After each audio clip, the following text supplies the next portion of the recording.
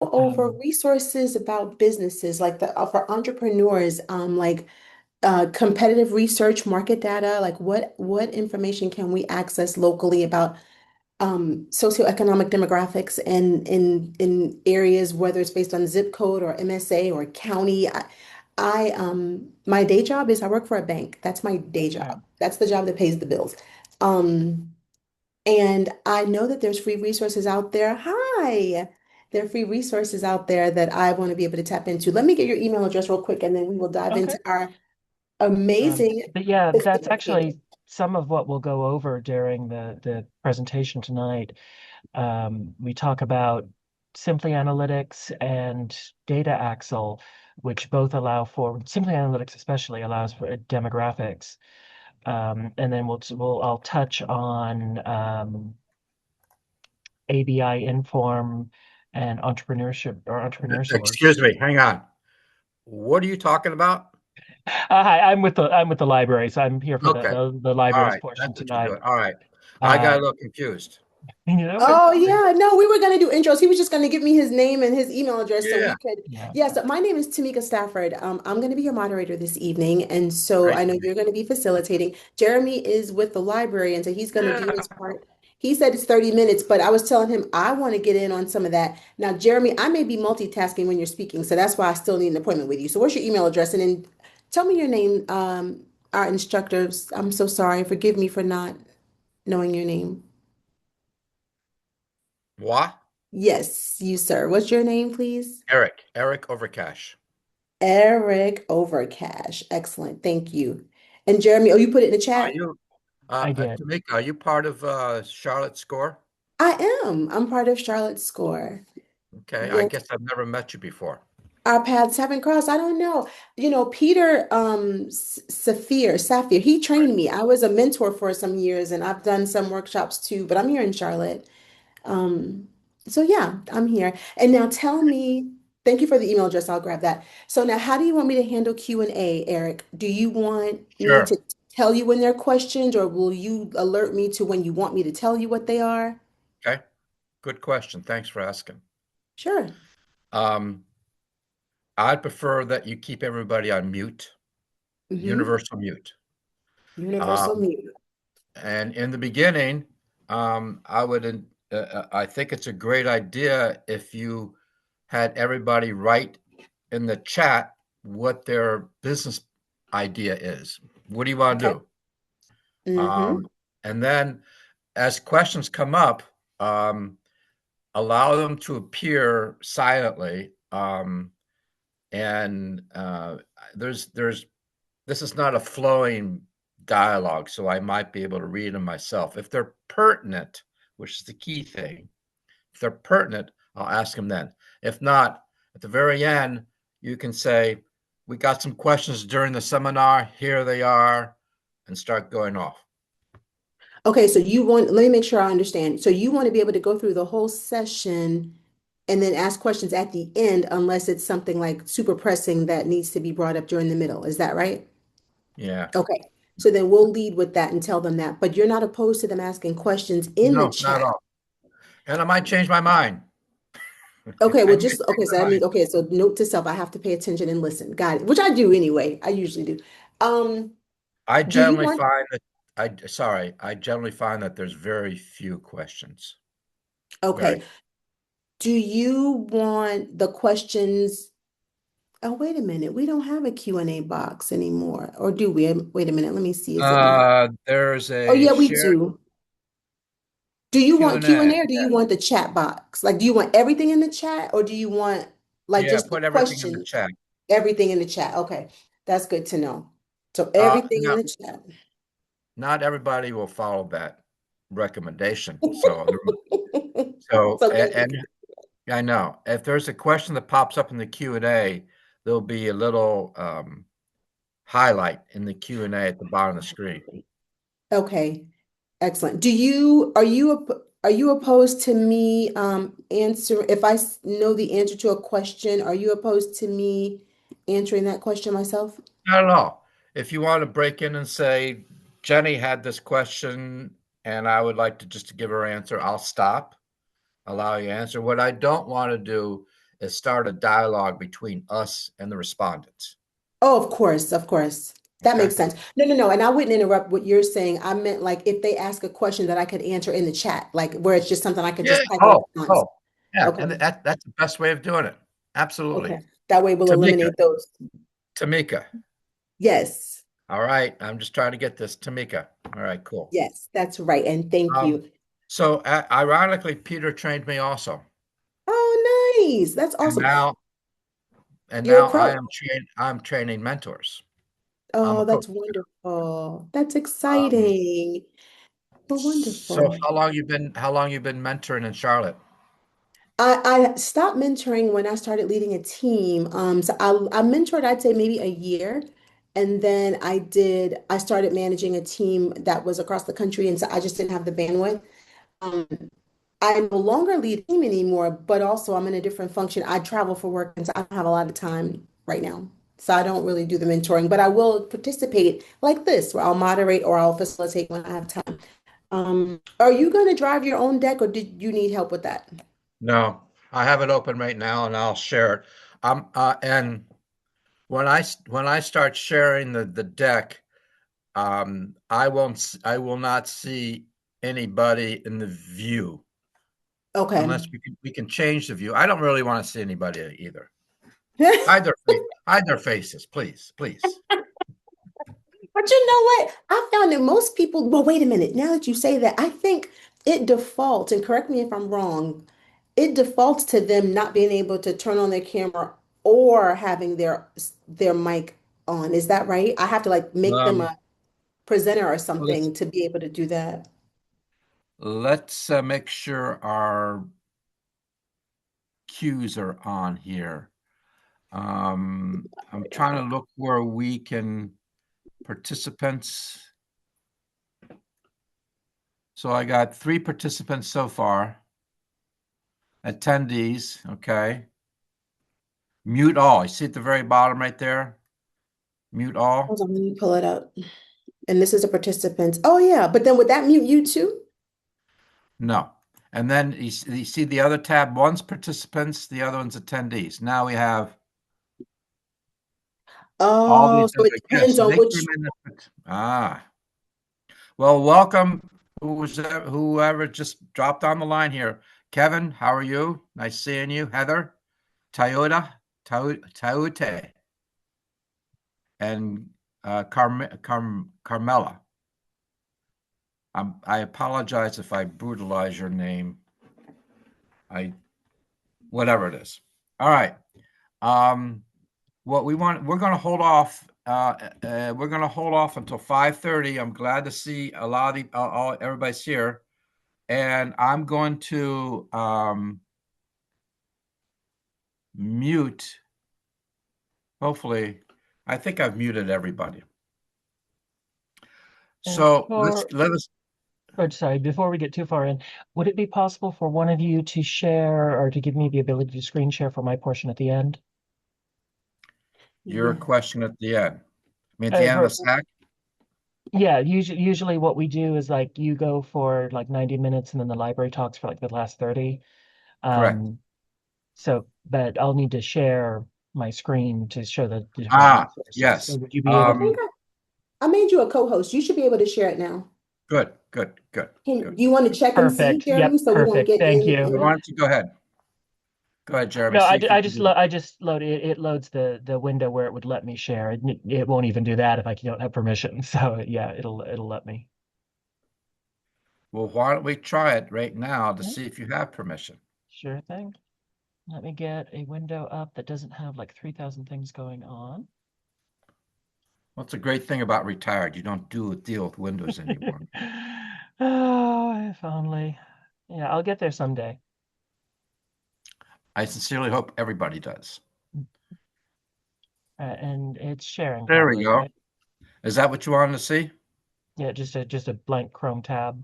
Yeah. Okay. All right, cool. All right. Well, thank you. Yeah. Let's see. How do I get rid of you off of the main screen? Gallery view. Let's try that. Yeah, that's a little bit better. All right. So again, welcome to everybody that's here. Speaker view. And let's see here. Stop recording. Pop out. I just lost all the guests. Participants. There they are. There we go. All right. We are 5:21. We will start at 5:30. Just as a real quick overview for everybody here, this is simple steps. This course is geared to people who are thinking about starting a business, have already started a small business, and this course is to solidify some the major aspects, points, and processes of starting a small business. I hope it's beneficial to everybody. And also our goal is to promote SCORE Charlotte, which I'll talk more about as we get into it. So what I would like to ask next, hi Thelma, how are you? If everybody would like, please in the chat box type in if you have a small business idea or if you have a small business already, just so that I can get a kind of a sense of the types of small businesses that y'all are starting to think about. And let's see here.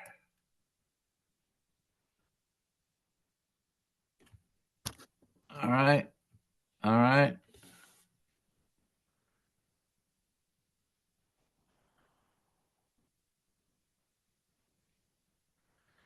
Okay. So give us some thought. And we will be starting in about 7 minutes.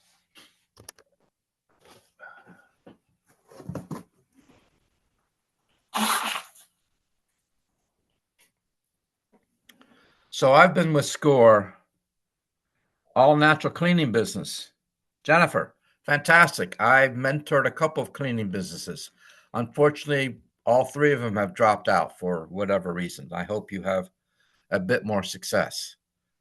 This is going on my third year of mentoring. I started 2 years ago in February. I mentor a lot of people, and one of the great benefits to me as a mentor is I get to learn all kinds of different businesses, just all across. So I'll maybe using some of those as examples. Carmela, Maria. I hope I'm pronouncing Beauty Care brand.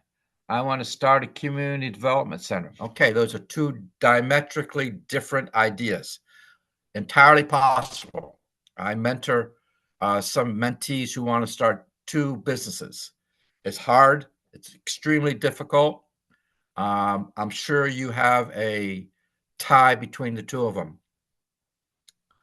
If I would recommend a mentor would be very, very beneficial so that you can keep clear and understand the processes as you go on. So as I was saying, it's 5 minutes. We'll start in 5 more minutes. I mentor a lot of different people, and basically what I really do is I talk to them. I ask them questions. Whatever they decide is always their decision. I don't tell them what to do at all.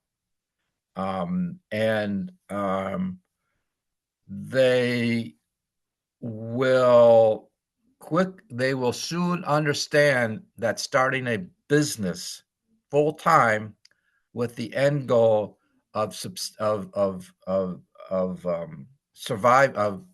creating income so that you can live on your own and also to carry on. It's extremely hard, very, very hard.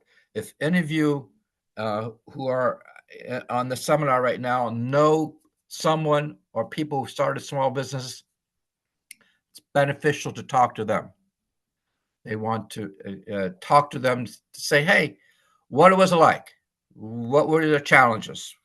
What were the greatest challenges that you had? let's see, Toyota courier services. Oh, I actually have one of those. Medical courier. Unfortunately, he dropped off. He dropped out also. I hope it's not my personality. I started a small event venue business in January 2019, just in time for the world. Yeah, I know, COVID and all that. I'm also an ELA teacher for 30 years. Okay, retiring in June. Congratulations on your retirement, Heather. Therefore, this is why I'm trying to get back into it. I have a couple of people who've wanted to start small event venues. I would highly recommend getting a mentor. We will delve into that as we get further into our discussion tonight. So what are we going to do? I'm going to talk for about 90 minutes or maybe less. There's going to be a slide deck, and I'll go through each slides. I won't read them, so you don't have to worry about that. I will share my personal experiences of being a SCORE mentor with the slides as they appear, and you'll find that each the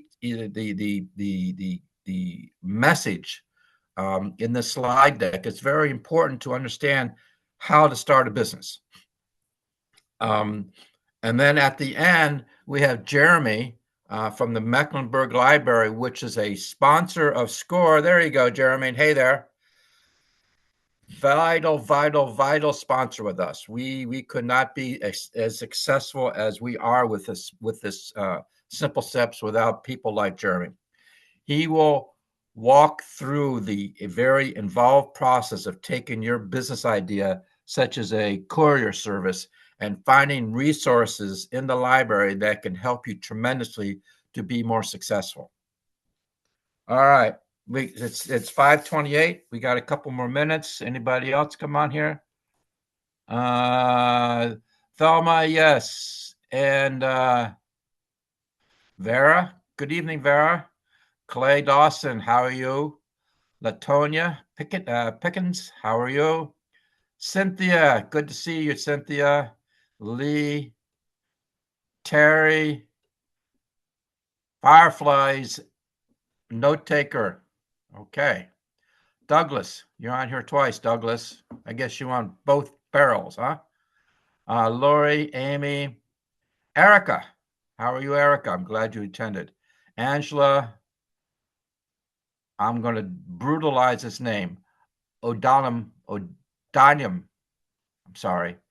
Alvaro and Jennifer. Okay, well, it's a full crowd.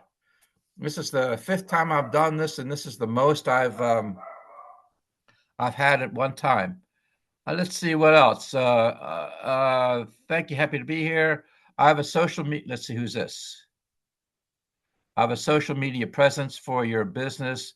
Please share your website or your social media handle. Me personally, I don't do social media.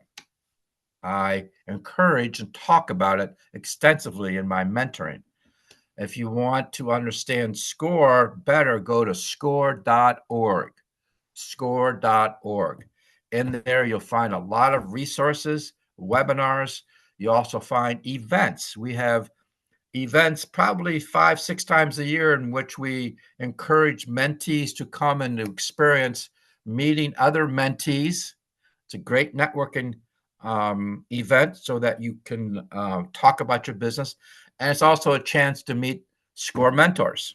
So, all right, let's see if my technology is going to work. I'm going to share my screen and we're going to get going.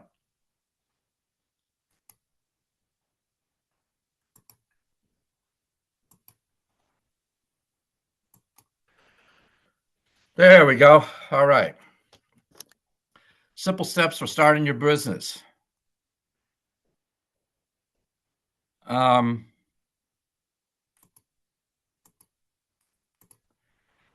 must tell you that SCORE National revised this deck.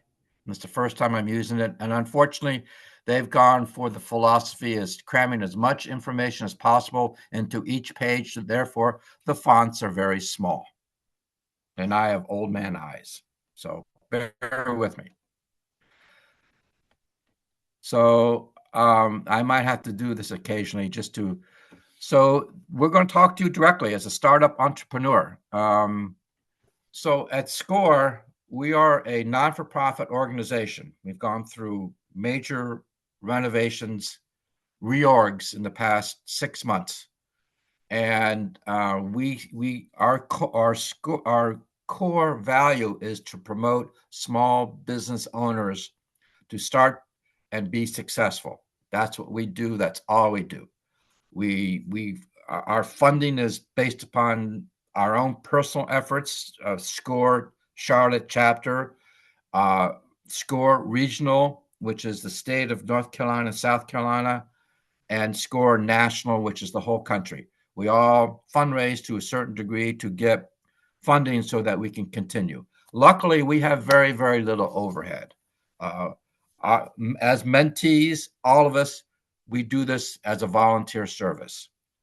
I do it passionately because I really believe in each and every one of you to be successful in however you define your success. At another level, each success that happens in Charlotte adds to the Charlotte tax base. And also, if you get to the point where you have grown significantly and you hire employees, bingo, you are providing you're providing a living wage to other people so that they can work at your business.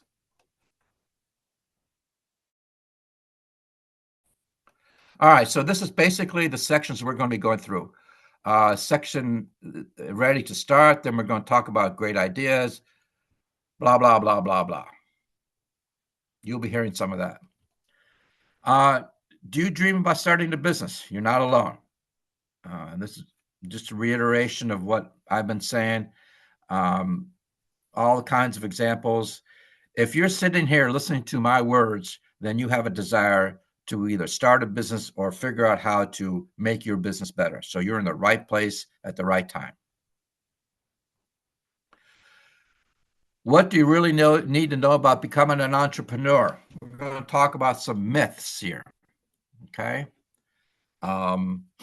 These are quite common myths, so let's talk about them. I'm going to increase my screen a little bit. Maybe this might help some of you read it also. Myth number one, as an entrepreneur, you won't have to work that hard or put in such long hours. Oh yeah, that's a great one. And in today's world of 2026, if you have a full-time job, you're working hard. You have many hats to wear. And you get stressed out and you worry about whether you're going to make enough money. Add on top of that the idea of starting your own business. Starting your own business is extremely hard effort. I'm not going to kid around about it. It will take long hours, a lot of effort, and the cooperation of the people around you. It's important for your life partners to be on board with your business idea. If you live alone, it's really great if you have a good friend that you can talk about your business. Okay, it's a lot of hours. My product or service is unique. There is no competition. Oh yeah, and the wheel was created yesterday. A couple of cleaning businesses. I've had probably 4 or 5 cleaning businesses.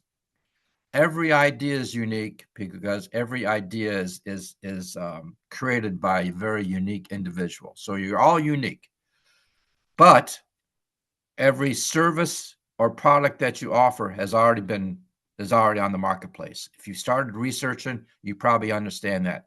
We will talk about later in this program about the competition.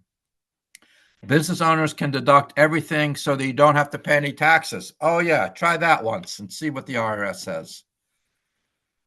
We'll talk about the legal entities that you want to place your business into. But whatever legal entity that it is, one of my recommendations always is to get an accountant. Maybe not in the beginning, but eventually you're going to have to file taxes on your profits or on your losses, and especially if you have employees. Let's see. Entrepreneurs do get to subtract business expenses. Yeah, we know that. As a business owner, you won't have a boss. That's a very cagey thing to say. In a sense, you don't. You get up every morning, and your work that day is driven by you, the owner of your business. That's exactly true. There's no one telling you you need to go out and do this. You need to go out and do that. However, my history in corporate America was institutional sales for a major conglomerate. And so I did sales. I had a passive boss. I didn't talk to him, but you know where my bosses were? The customers. Yeah. Your customers will dictate a lot of your actions. So be aware of that. Business owners get to do whatever they want. Absolutely. To be successful, you need to work hard, focus, and do whatever you want, however it takes to do it. What is your commitment to doing this? No one knows that commitment except you. So whatever it takes to do this, and you will run into walls all the time. You'll run into challenges all the time. And it's your perseverance that will show you the answer.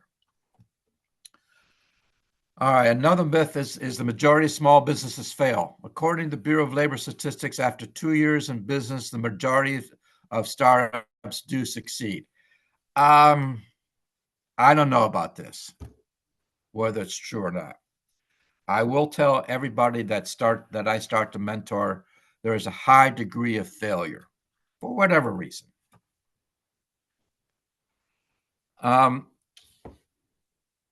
Lots of people have good business ideas, but all have characteristics necessary to make business succeed. All right, so this talks about the qualities. Let's see here. All right, sorry, I know some people want to read this, so I'm going to give you a little chance to read it. So there's a lot of different qualities. Some of them you all have, or else you wouldn't be sitting here. Ability to multitask is very big. Be self-motivated, be resourceful. Good health. I talk about stress with my mentees all the time. You can't stress yourself out or you're going to fail. Financial resources. We will talk about this later.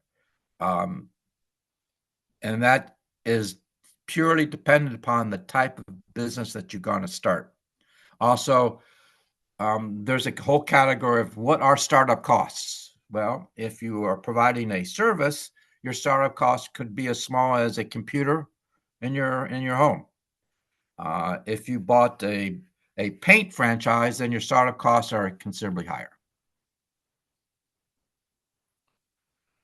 Know your options for different types of businesses. Okay. All right. We're going to go through and we're going to talk about the different types of businesses that you can start. The first one is probably the one that y'all are going to start, is starting your own businesses. The advantage is that it's your idea. It's your idea. It's your idea probably because you have a passion for it, or you have some really in-depth understanding of the business that you're going to go into. The disadvantages is that customer base. You have no customers. One of the biggest milestones that I go through with my mentees is we go through the startup stages, the business plan, what it is, setting prices, we even go as far as what's your customer base. Then you get down to the point where you have everything ready, but you have no customers. This, in starting your own business, is a big challenge, is how do you get your customers, which I talk a lot about. And it's not as overwhelming as you might think. It really is not. All right. The next one is you can buy an existing business. The same advantages as a new business, because you can choose, what kind of business it is. You get several advantages. First of all, you get an established customer base. You get a known entity. You can review the business's financial records to see if it's profitable or not, and they have a track record. So those are all great. Those 4 items are what you want to develop if you start your own business. The disadvantages, well, first and foremost, are you getting a true picture?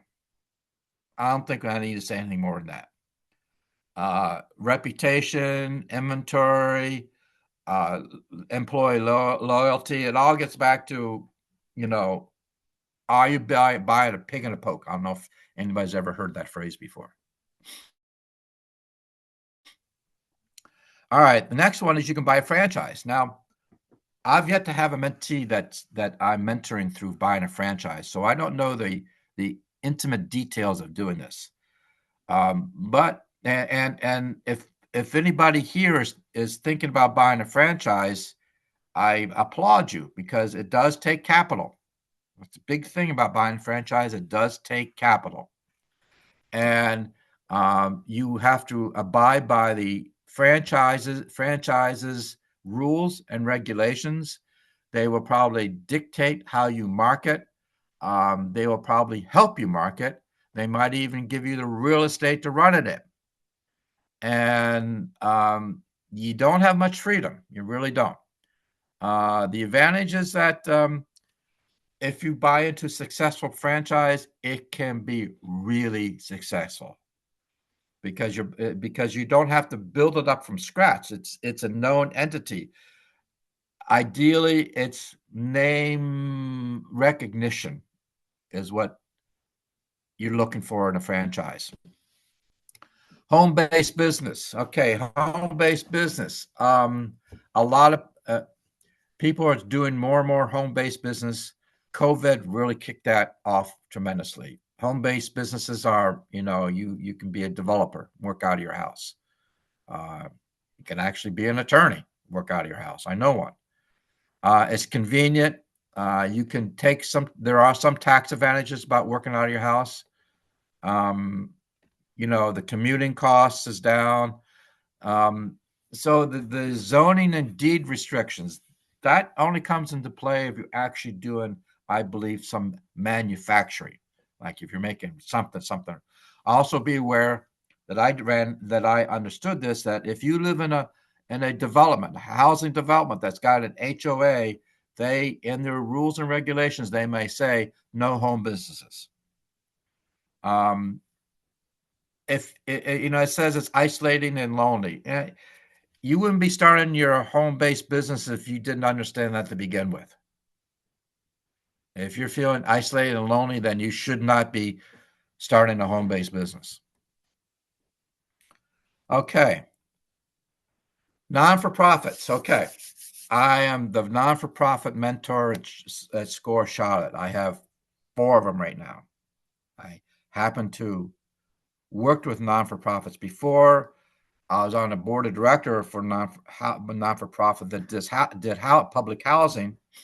So I have a good idea. First and foremost, non-for-profit and for-profits are exactly the same.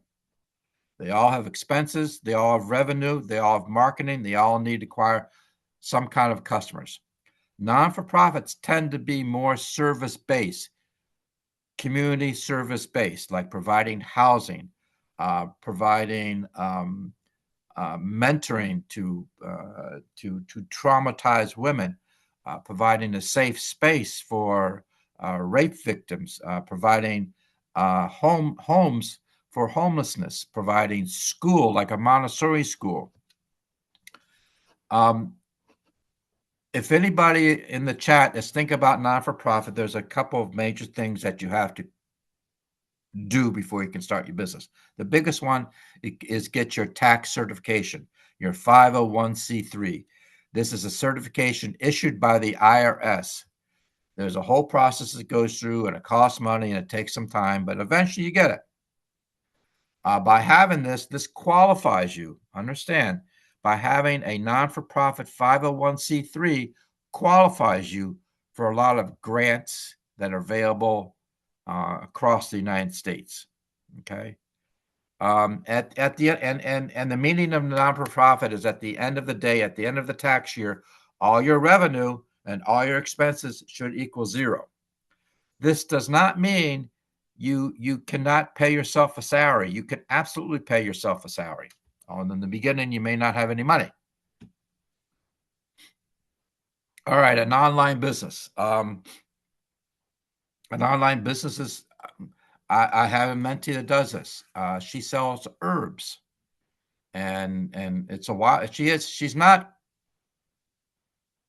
She hasn't kicked it off, but in wide terms, she's Indian, so she buys herbs, organic herbs in India, have them packaged and shipped to her house, and then she sells them through her website.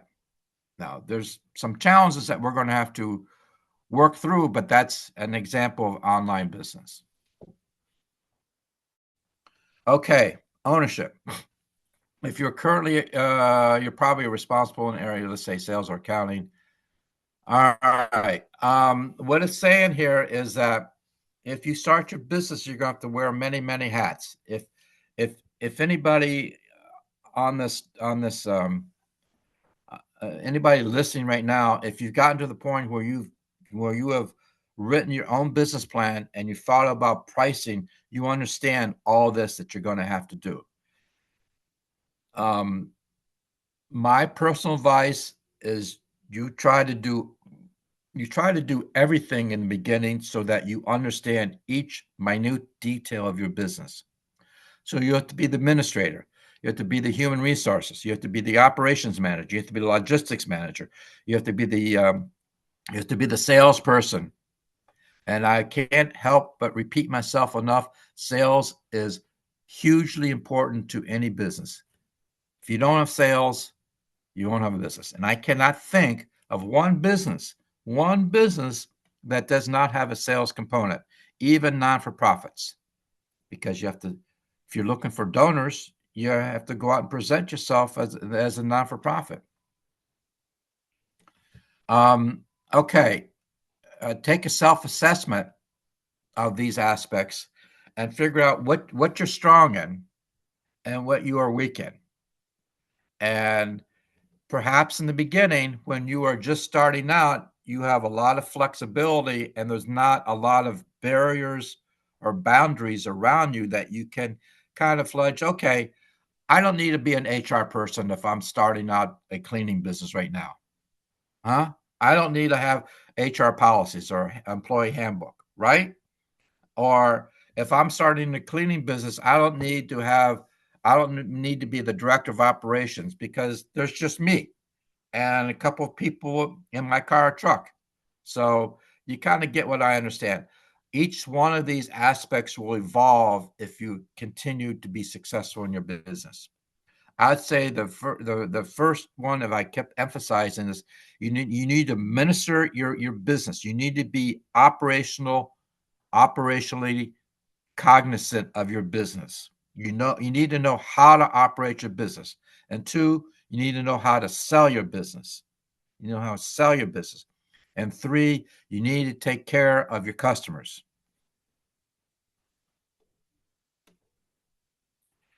All right, ready to start. That's the nuts and bolts. Okay. We will now talk about the legal framework of which you can operate from. You can be a sole proprietor. It's self-explanatory. I'm the owner of my business.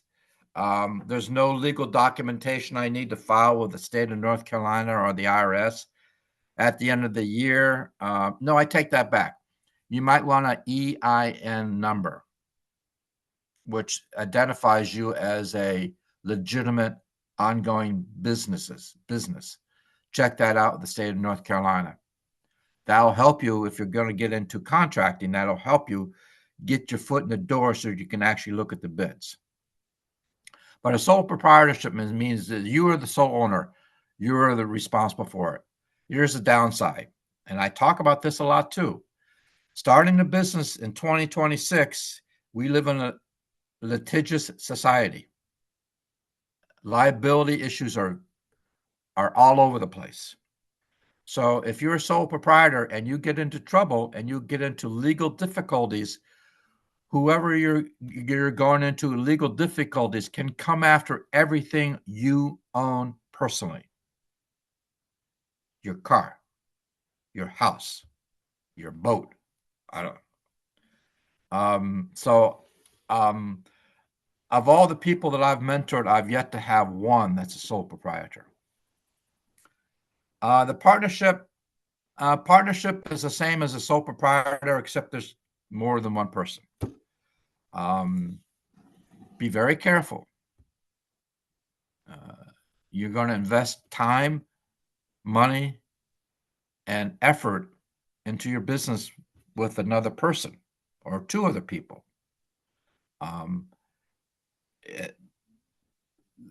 America is littered with broken partnerships, and America also has a lot of examples of successful partnerships.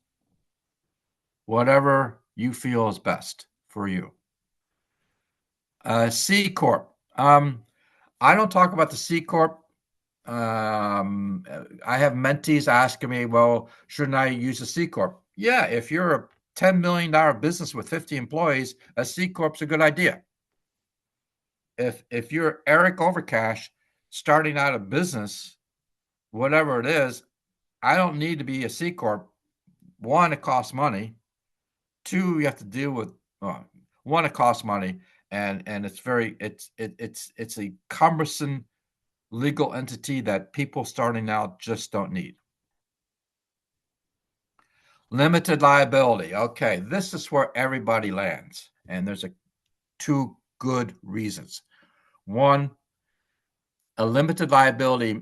In my example back with the partnership and liability, if you get into a litigious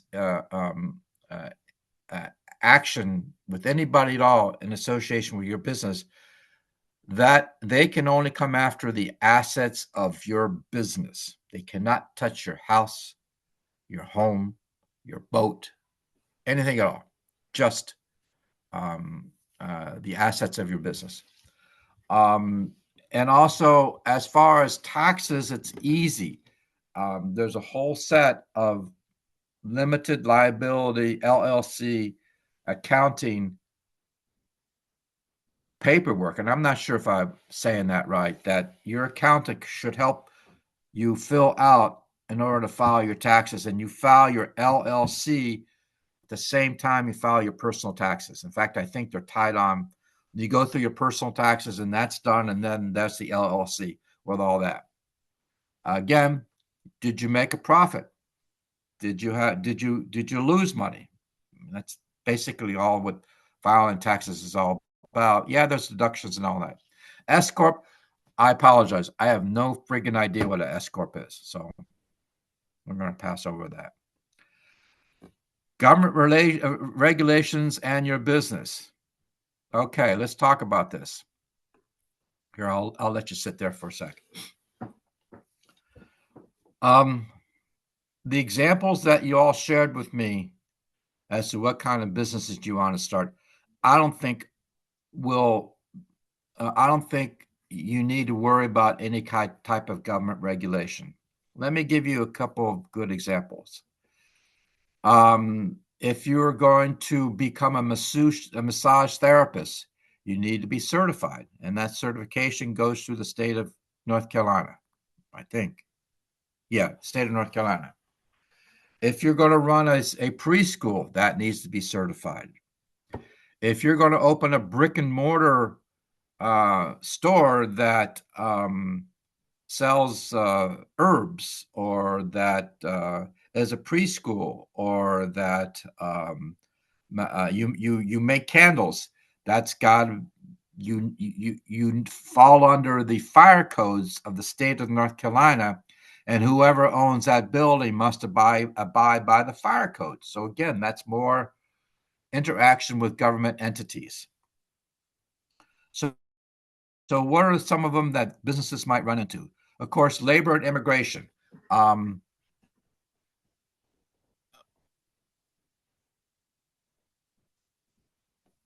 my mentees do not seem to be in the mindset of hiring employees.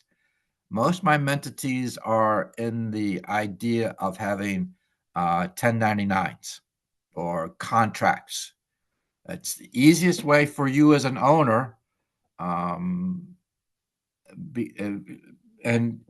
that will become self-evident if you dwell into it and research it. Immigration laws. All right. IRS, Social Security, withholding and payments. You as an owner, if you take any money out of your business, you got to pay those taxes. Now, if you are starting your business and you're working a full-time job, that your company who you work for will take those taxes out. And at some point, when you are earning revenue enough to make a difference in your no, I shouldn't say that. By law, if you start a small business, you have to declare all your income to the IRS and pay taxes on it. Insuring your business. I talk about insurance a lot. There's some basic questions that I ask everybody in my first conversation. And one of them, do you have insurance? Back at the non-for-profit, the standard insurance that you need to have is errors and omissions that protect your board of directors. Also liability. An umbrella liability insurance policy is good for anybody starting a cleaning business, starting a nail business, starting a car detailing business, starting anything at all. You need to have a umbrella liable type of insurance. And if you've never done that, and you say, Eric, I have no idea what that means. If you have insurance, if you have car insurance, or if you have mortgage insurance, call those people up. Your friendly State Farm agent would be more than happy to help you determine what kind of insurance policy you might need to satisfy your liability anxieties. All right, property. That if you own a building and it's got a mortgage, you're going to have property insurance. If you're renting in a building, it's good to have renter's insurance to protect you against stuff that can happen. Liability, we talked about. Motor vehicles. If you're using your motor vehicle in the course of your business, or if you buy a motor vehicle like a van or something, you need to have a motor vehicle insurance. Umbrella liability, I just talked about it. Workman's comp. This is a sticky wicket.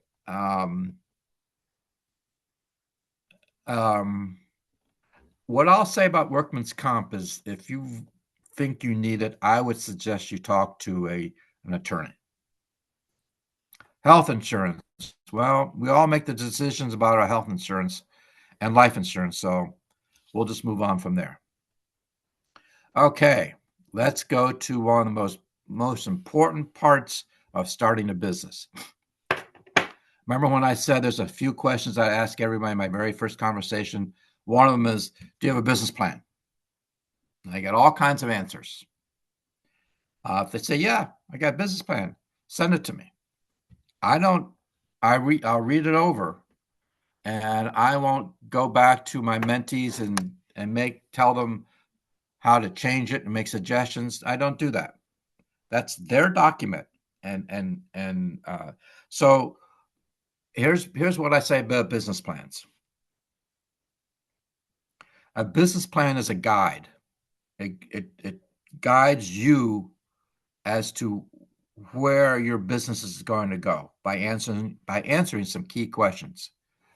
What is the mission statement of your business?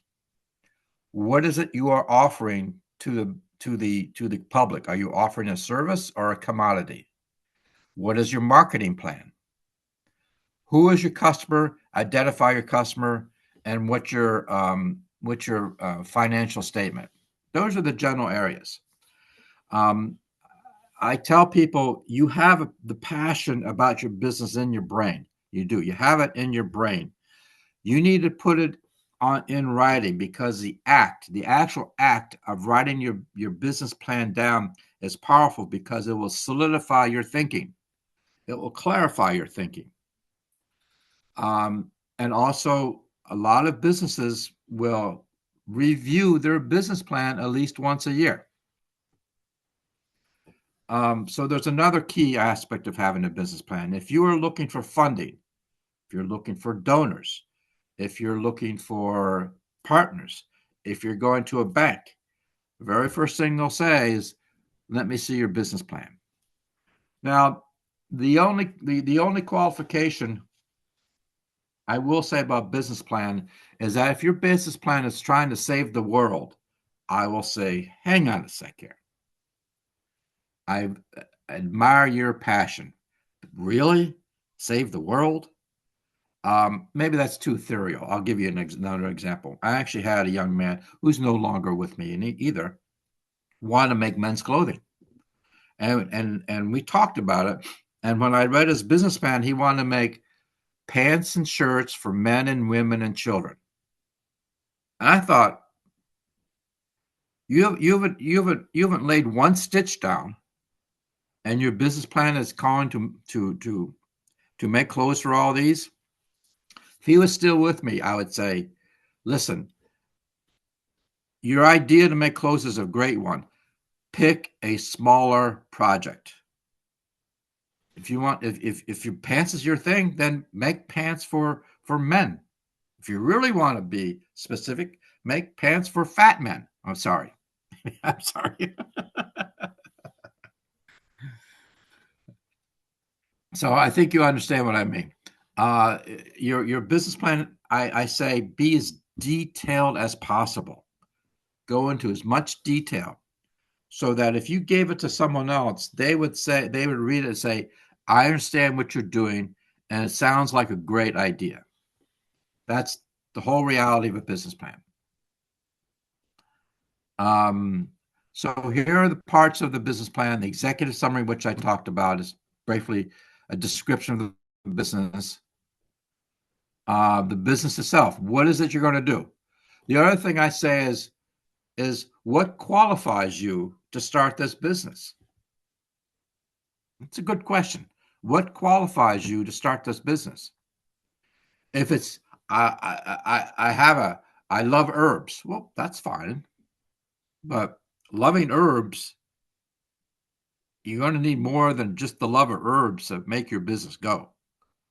So description, the product service, the financial forecast, capital equipment, income expenses, liabilities, break-even calculations. I very rarely see financial forecasts on business plans that start out.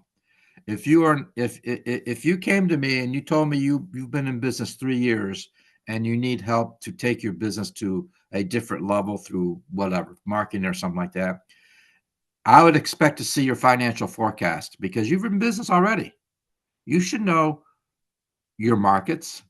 You should know what time of the year your income is good and what time of the year it's not. You should know what your expenses are monthly and those off the wall expenses that you don't anticipate. You should know that. So, okay, write a vision statement. That's a good idea, because in writing your vision statement, you put down, you take the passion of your idea and you put it on paper and you make it into a viable 2 or 3 sentence. Which leads me to, I have no idea what the blank. Oh, yeah. I guess they wanted you to make examples there.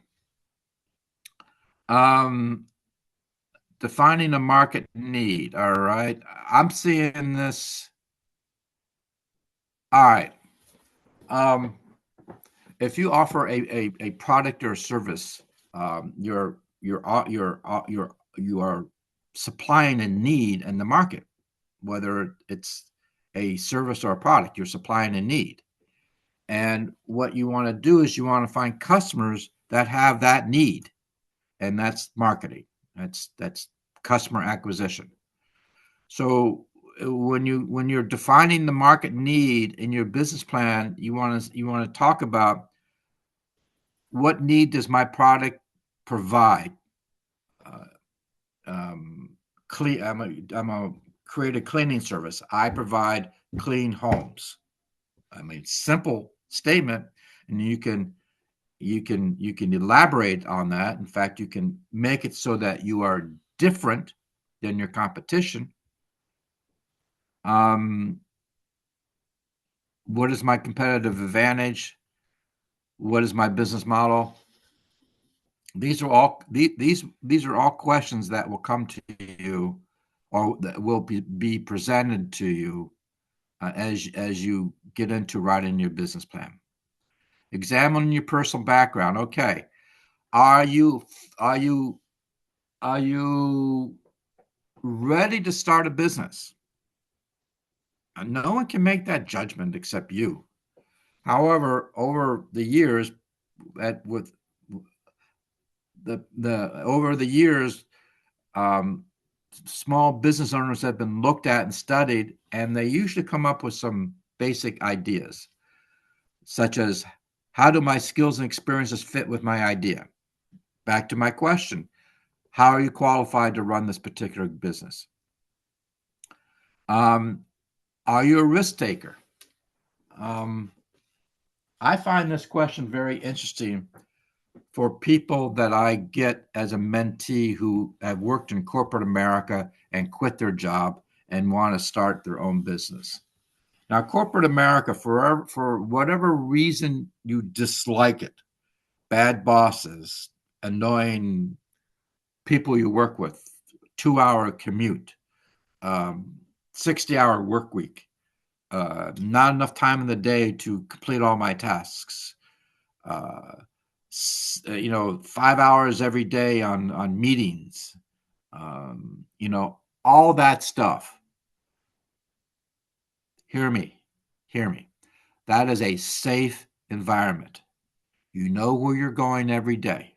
You know what you're going to do every day. You know what to you kind of understand where your job is going to go. You have benefits. It's a very safe environment. So I find that people who quit corporate America and want to start their business, I go into this about it. I make them understand that their life will change dramatically once they leave your job. Once anybody leaves their job to do this. That's why my goal when I mentor someone is stay at your job. You need money to provide your lifestyle, and you need a life. Start your business. We will set some milestones. And I'll ask you, what is your goal? Do you want your business to finally provide you with enough income so that you don't have to work? Or is this just something that you want to do in your spare time? If it's your spare time, then I'll wish you the best and move on. I only mentor serious people who want to get involved with their businesses full time. But I also recognize you're working. So we will set a milestone so that up to the point where you have enough income coming in, you have confidence. It's very important. You have confidence in what you're doing that you feel you can quit your job. So how risk tolerant are you? Well, that's something that you need to answer yourself. How do I modify my idea to fit my experience? Darn if I know. My idea fits my experience. I'm sorry. You'll probably have to think about that one. Do I have the passion to sell this idea to others? Yes, you do. You would not be sitting here listening to me talk if you didn't have that passion to sell it. Don't worry about selling. I will tell you that everybody I mentored can sell. They can. Honestly, they can. No matter what your idea about selling. And understand this, that if you don't sell, you won't have a business. Research your industry. This is so important. If you want to step out into a industry to start your business, research it a lot. Find out who's the best in your industry. Find out who your competition is. Find out what are the price points. Find out is there a yearly cycle? Is springtime more busy than fall? Understand and discover all the associations associated with your particular business. And if there's association, join them. And if they have a periodical, get it. And give yourself time to do this. Unless you are drastically pushed to start your business for whatever reason, spend the time to research, because the more research you do, the better your business plan's going to sound, and the more ideas that you're going to have, and more importantly, you'll become more confident. My experience, my working experience is with corporate America, and I found that I was finally extremely successful at selling when I knew my product. You could not throw me an objective that I could not answer. And that's based upon research, and it's based upon experience. Know your product, know your service in and out. All right, use these tools. Here's some good tools. I'll leave it here for a sec.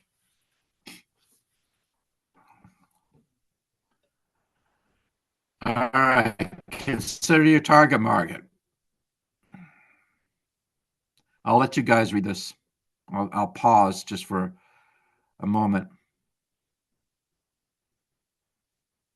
These are all very good ideas, and it's just part of your research.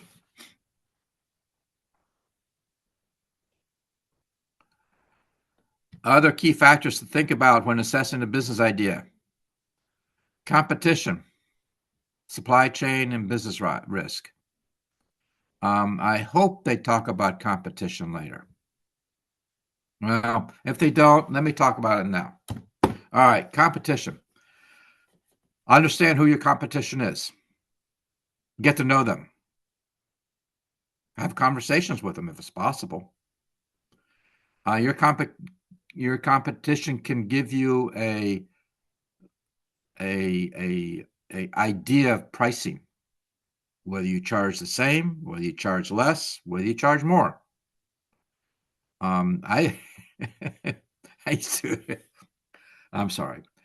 used to tell potential clients when I'd sit down with them, I'd say, probably within the first hour or so, I'm the most expensive out there. My equipment's the most expensive out there. That's to get rid of the money objection. And I'll be very honest, I lost a lot, but it saved me time. If you're struggling with starting your business, a really good idea is to get to know your competition and maybe establish a relationship with them so that you can maybe subcontract under them to learn the business. Or if it's possible, go work for them for a while, understand the business. You might run into in competition competitors who want nothing to do with you at all. They view you as dangerous. They view you as stealing their business. Here's my philosophy about that. There is so much business out there in this world, you can't handle it all. There is so much business out there, everybody can be successful. And that even in a piss poor economy. All right, they want you to write things in here. We asked you to think about targets, demography, income habits. Now it's time to drill down deeper. Research your target markets.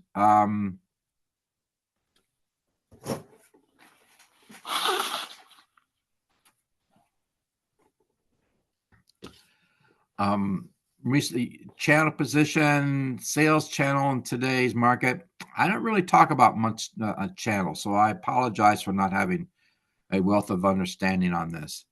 Graphic location, geographic location. It's important. I mean, we're all in Charlotte. Whatever business we start, whether it's in our home, we'll do a whole business in our home, or whether we go out to customers or where customers come to us, whatever, we want to stay in Charlotte. And a good example is, again, the cleaning business. If you have a client in Huntersville and your very next client is in is down on the south side of South Boulevard, then that's going to be a significant drive, which will eat into your daily time, which will detract from the number of jobs you can have in a day. So understanding your geographic location is good to see that you want to try and stay within your geographic area. However, if you have an online business, the woman I was talking about that's selling herbs from India, she's going to start marketing across the United States. So our library segment will go into this really, really well. That's why I'm kind of jumping over this.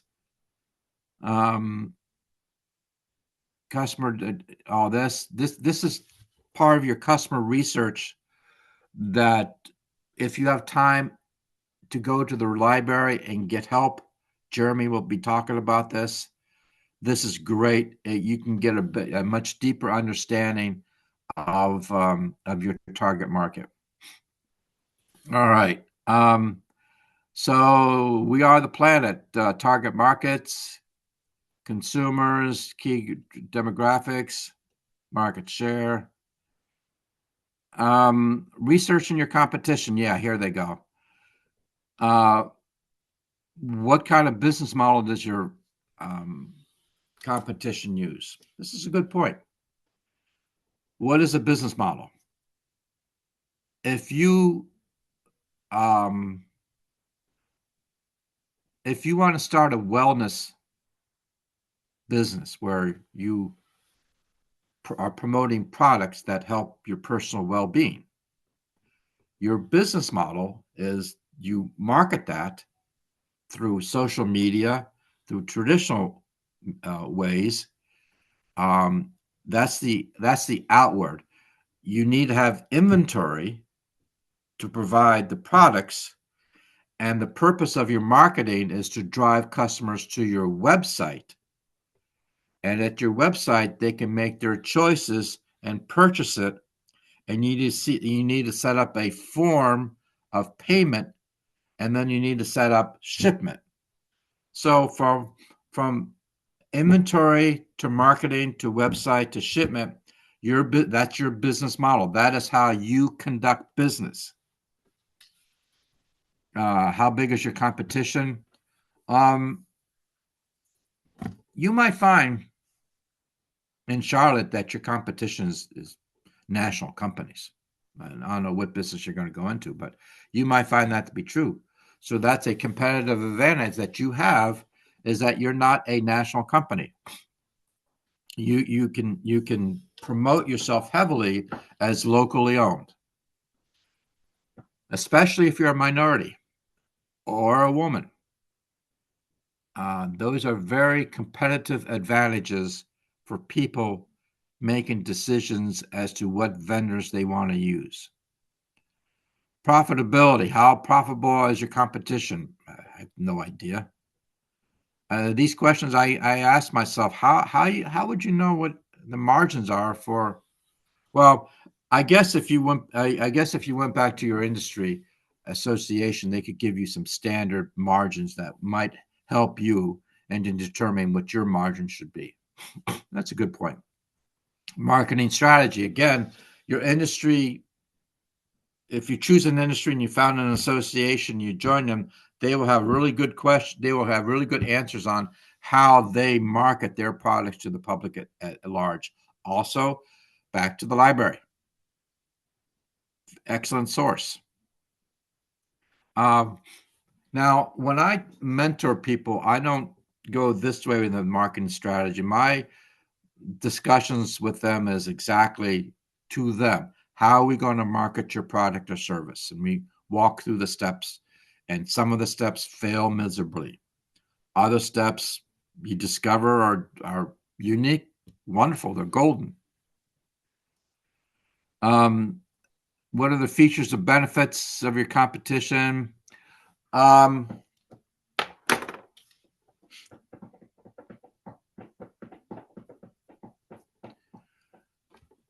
There's no brand new, unique ideas.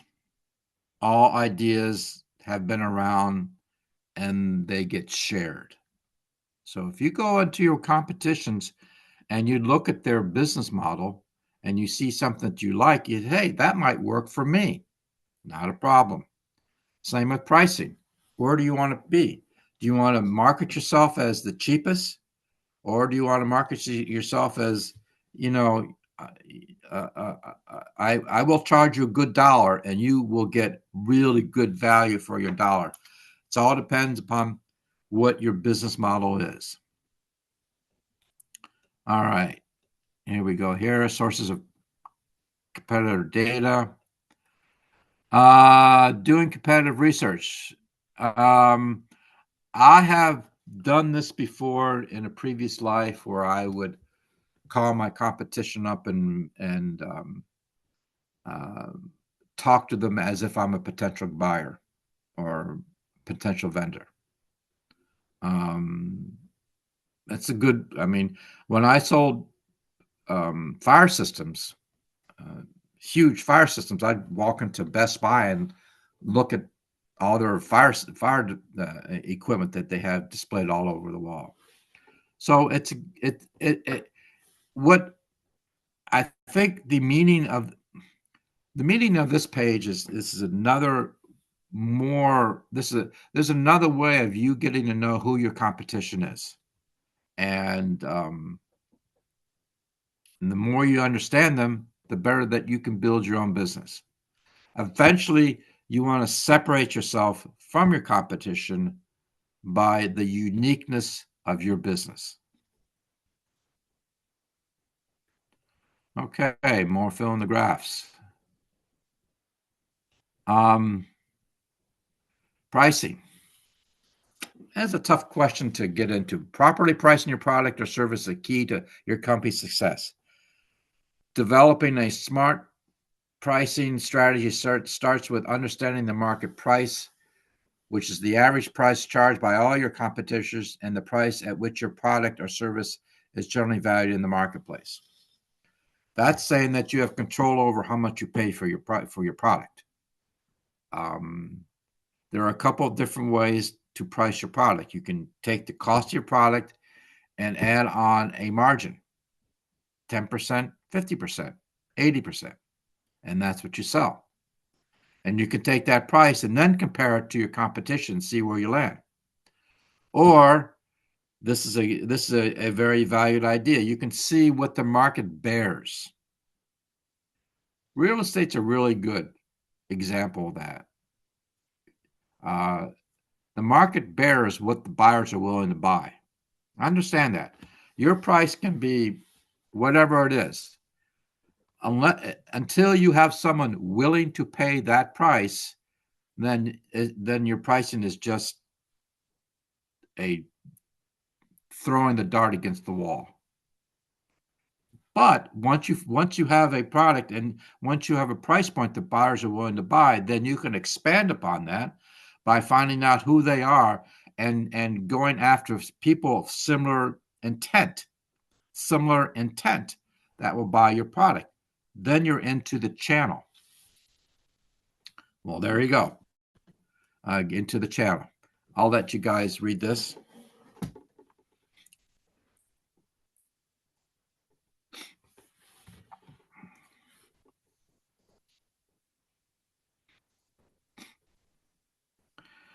Okay. Setting and adjusting prices. Your price is the strongest signal to the customer of your product and service received value and position of the market. Higher price leads to customers to have higher expectations. A lower price could lessen your product on the service perceived value. It's a very important point. Look at your own buying habits when you go out to a restaurant or when you're shopping for clothes? Where do you land up? We all have our own individual preferences, and this is what it is. Value is associated with higher price. Sometimes that's not true. We've all been burned by that. Understanding channels. Our channels are how products and services are distributed to the customer. Below are some common channels. B2B. Most of you will probably be B2C, selling products and services daily to individual customers. I don't get too many B2Bs because everybody, B2B requires a certain industry to go B2B. I was B2B. I was selling expensive security camera systems to other businesses, large corporations. Sale to distributor who sells to retailer. All right, that would be bulk. You sell bulk to a distributor, and then they go ahead and sell it to retail. And internet sales. Well, back when we talked about starting a business, internet sales was one of those examples.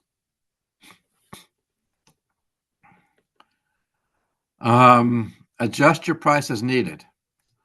I'll be honest right here. My mentees have not gotten to the point in their business evolution that they even have to think about adjusting their pricing. They're still at the beginning.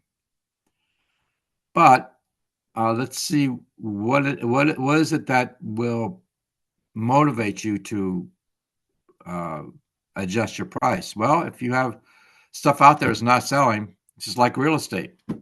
Your house isn't selling. You need to do something, which is usually lower the price. Now this is the losing battle is pretty good. I believe in this. Setting your prices too low may sound like a great way to boost sales, but in reality, people want value. They don't want the cheapest thing on the market all the time. Sometimes you do. But they're willing to pay for value.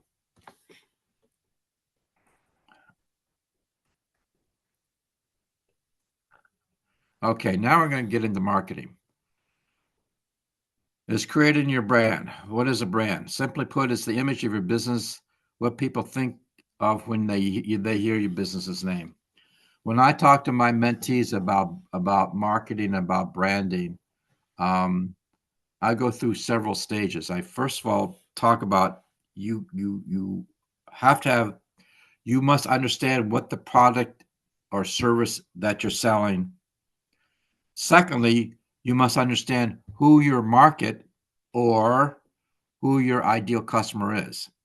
If you know those four things, then you can begin marketing effectively. Now, I never talk about the specific ways of marketing. That's not my job. If my mentees want to do that, then they need to search more professional resources, such as a marketing consultant. But in the beginning, where all my mentees reside, it is very simple. You need to market your product or services to the widest possible market. How do you do that? The first step you do that is talk. Talk to everybody that you know. It's called networking. Once you have firmly talked to everybody that you know, and that includes, I haven't talked about this, but having an elevator speech. An elevator speech is 3 lines, 3 sentences that if someone said to you, well, what do you do? You can tell them. So networking, and then you can branch off into social media, which is becoming extremely popular and productive in small businesses. And there's many ways of marketing on social media. You can do the social media posting, a la a Facebook, TikTok. You can join groups on social media to promote your business. Another way that I promoted to some people was find someone on social media that's an influencer and get to know and start a conversation with them and say, I hear, you're an influencer, you have 3 million people following you. If I sent you my product, would you be willing to talk about my product? And there's got to be some give and take. What can you give the influencer? I don't know. But that's a way of marketing your product, is find someone on social media who has a big audience that was willing to talk about your product. To create your brand, begin thinking about what you want your business to be known for. Do you want it to be low price leader? Do you want it to be premium luxury? The fastest service? We've been talking about this, so they're spot on. And down here is how do you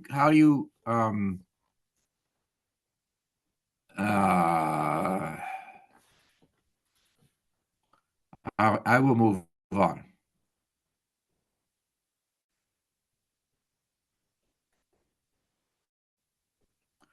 Your marketing message. Create the product or service description worksheet. All right, let's fill out your sample. Important.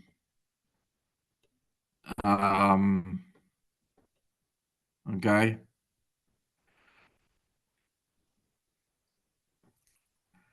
In the same way your business plan explains your business strategy, and operations, your marketing plan lays out your marketing message and how you plan to communicate it.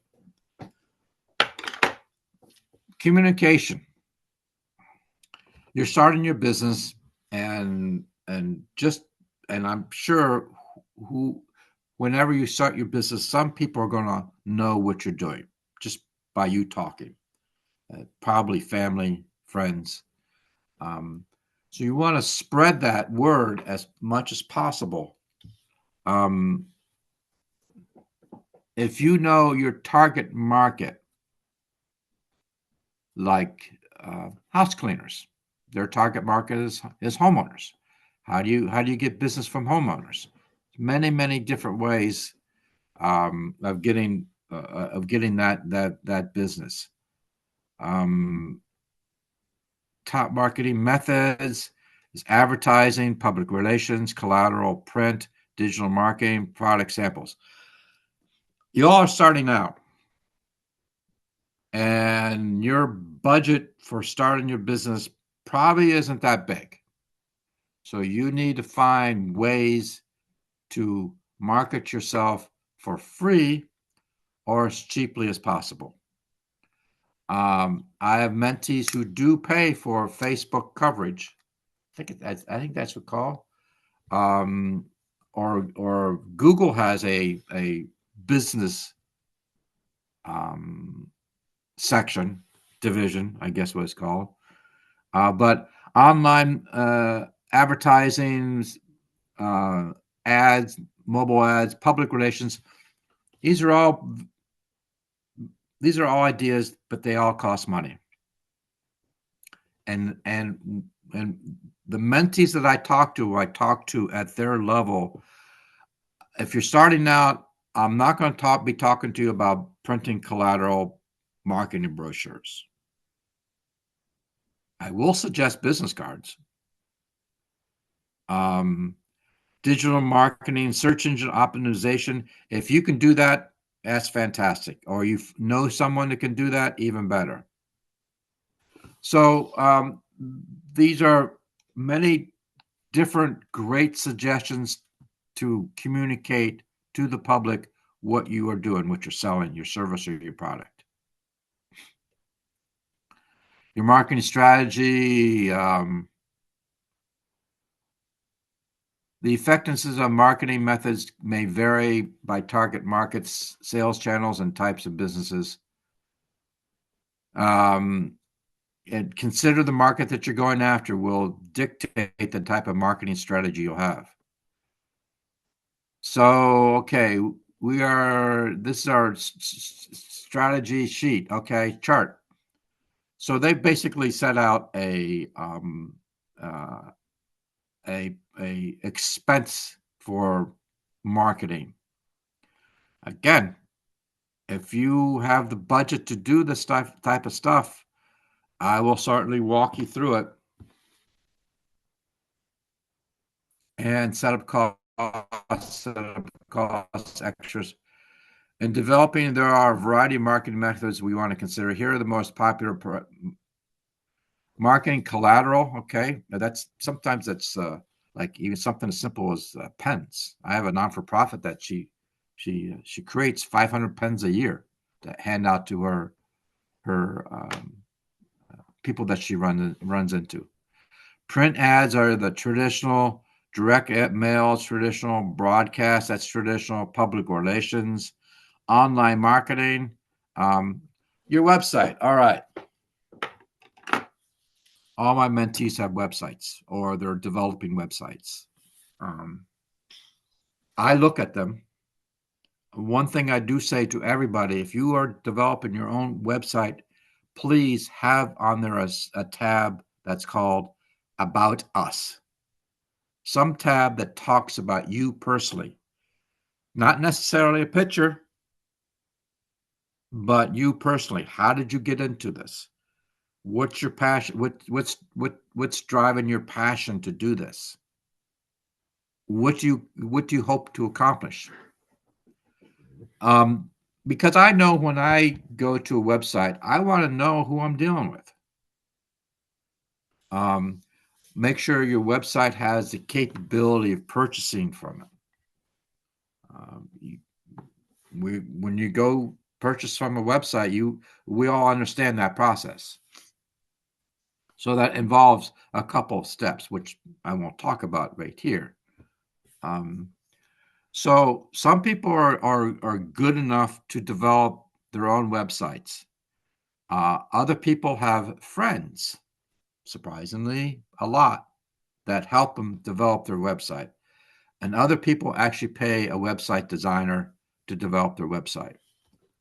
The website should reflect who you are. The color should be what you feel is associated with your product or services. It should say what is it you sell, product or services. It should list the different types of stuff you can buy. It should have a place where you can purchase it, and it should have a place that they can get a hold of you, and it should talk a little bit about you. That's a simple way. That's a simple layout of websites that I see most of my clients doing. Now, absolutely, websites can get a whole lot more complicated. If you got the money and the desire, please have at it.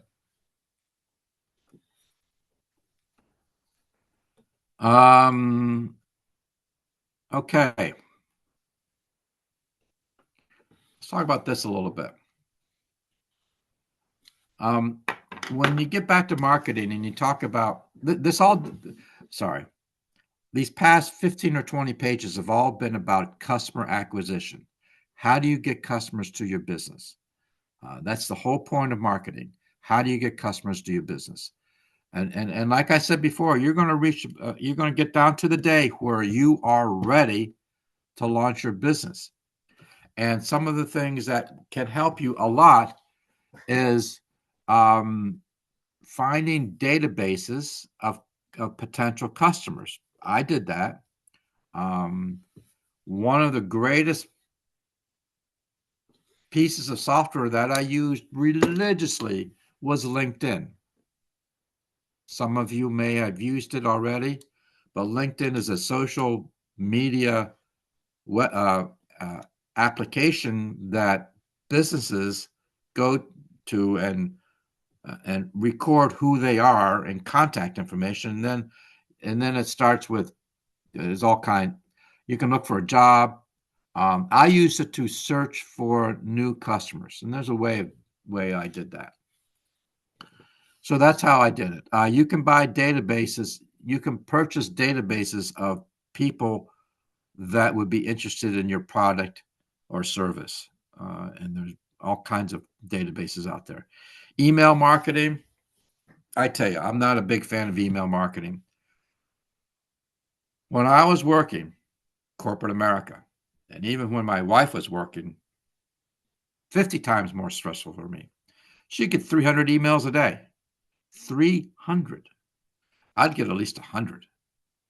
And amongst all that, I'm expected to see your email. I probably have a I probably have a filter on my email to throw you into the trash. Same with calling. Even my cell phone. You're going to go to voicemail, or you're going to be thrown to the junk pile. There are ways around it, but just be aware of the reality in 2026 of email marketing, online advertising. It costs money. I don't really talk about it because none of my mentees are ready to do that. If I'm going through parts of this that you think is a great idea and I skipped over it, please, if you do decide to get a mentor from SCORE and you finally talk to this person, say, hey, I took the simple steps and there was a part of this that the presenter really didn't go into, but I'd like to find out more. Mention it. And if you get me, I'll definitely get into it more with you. Social media. We talked about this briefly. This is Facebook, Instagram. There's LinkedIn, Pinterest, Snapchat, TikTok, Twitter, YouTube. You can literally build your whole business using all these social media. You can. You can probably build a very successful business doing this. It takes a lot of effort and a lot of frustrations, but it's possible. This is 2026, 1606. In 2006, we didn't have this. We did the online advertising. We did the email marketing. We did the local searches. We did cold calling. Actually, cold calling is probably still one of the most effective ways of getting hold of people. And your reason for getting hold of people is to set an appointment.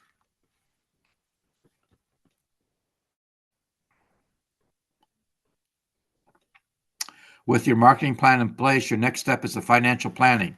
Financial planning is essential to start your business. All right. I'm not going to go into this very much because I've been talking for an hour and 15 minutes, and this is only supposed to be about an hour and a half. So I'm not going to get into this at all, mainly because my mentees are not in these categories at all. I mean, I could talk about projected. I do want to talk about this. One of the things I talk about establishing is the business plan. And at some point when you understand your business and you understand your pricing, I talk about writing a projected expense and sale and revenue calculation. And that's just to say, okay, this is just a projection, but if I project out 3 to 6 months and I start having sales and my sales are below what my projected were, or my expenses were higher, or my sales were much higher, then I can look at that and ask the reasons why. Those are analytical questions stated to help your business. And that's the value of having projected sales.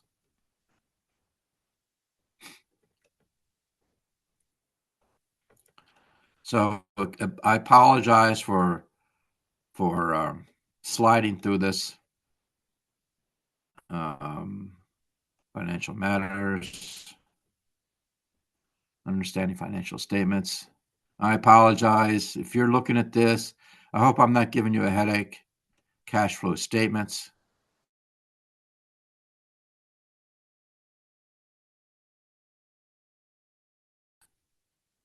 Finance analysis. Bank loans. SCORE cannot provide you with funding.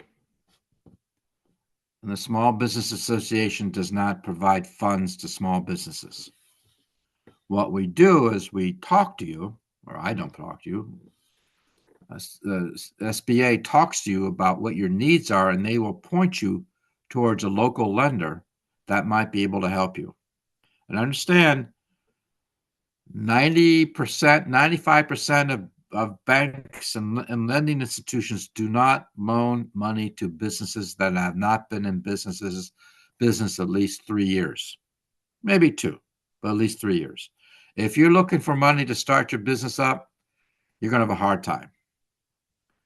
Grants is a way of doing it, but grants is pretty much geared towards social service programs of non-for-profits. Grants are time consuming. I would suggest you find someone that can help you write a grant. So that brings me to another thing. On our website, score.org, I mentioned this in the very, very beginning, score.org. In there is a pull-down tab called Resources, and underneath there is another resource tab called Webinars. We have a lot of webinars. And if you're interested in grant writing, we have a couple of webinars on how to find and write grants. All right. Financial matters. We're still on this. Financial fund. Let me talk about this.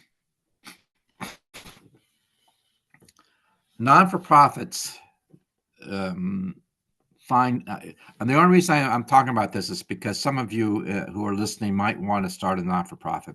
Non-for-profit finds funding through either fundraising, which is self-explanatory, finding sponsors, getting donations, or finding grants, and some lending institutions, but very few. Those are the whole that's the whole plethora of finding funding for non-for-profits, and each one of those takes a lot of serious effort to do, and you need a group of people to successfully fundraise for a non-for-profit. If any of you have ever volunteered or been in a non-for-profit and gone to a fundraiser, you understand the back room work involved in putting that event on just to raise that money. And sometimes the event raises a lot of money, which is fantastic for the non-for-profit. All right. The tech game. Okay. Equipping your business. All right. I apologize for going over this real fast. All right. Manage your business. If you want to have family working with you in your business, make sure the responsibilities are very, very, very clear. Talk about it. It doesn't have to be argumentative, but just talk about it and make sure everybody's on the same page. And if you want to take it one step further, put it all in writing. There's a lot of businesses out there that have been extremely successful with families. And that's a lot of the reason that is because of the dynamic and the influence of one particular person in the family. I talked about independent contractors. Independent contractors is a really, really good way of getting employees without the hassles of paying taxes and being subject to oversight by governmental agencies because you're an employer. The only thing I would say is pay them a living wage. Interns. If you're starting out and you're struggling with, you have your business idea, but you're just struggling with how to start your first step. Remember what I was talking about, the competition? Use that as a springboard. You could start a conversation with them, and maybe you could become an intern with that company or become a part-time employee. The goal is to learn the business. The goal is to learn the business. If you can become an intern for free and still work, or become a part-time employee and still work, that might provide you with a lot of really great understanding and resources to start your own business. And it doesn't have to be for a long time. All right. I think we're getting down here. I've talked a lot. I know some of you have some ideas. Maybe y'all might have some ideas. I've hoped I've been able to solidify some of your ideas into whether you think you want to move forward. SCORE Charlotte offers a fantastic mentorship program in which if you apply at score.org, they will walk you through the application process, and then you'll be assigned a mentor like myself, and that mentor will help you work on establishing and getting your business up and running. When people ask me, well, how long is a mentorship for? I say, as long as you want. I'm here to walk with you for the whole journey. And you might find, after you decided on a business and had a mentor and started working with a mentor, you might find that it's not for you. And that's really okay. That's fantastic. Okay. I think we're ready to maybe segue out of this. Let me stop sharing.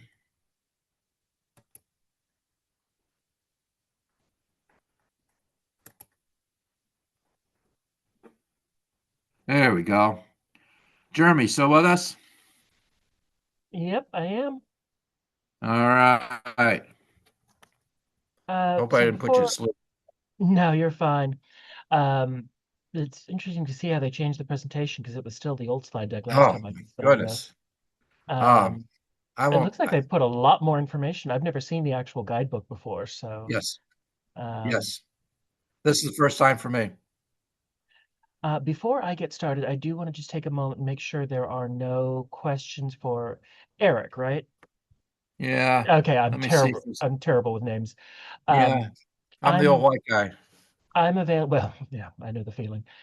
I'm available at the library, just about any time. I'm here 40 hours a week, and I can be reached by email or phone.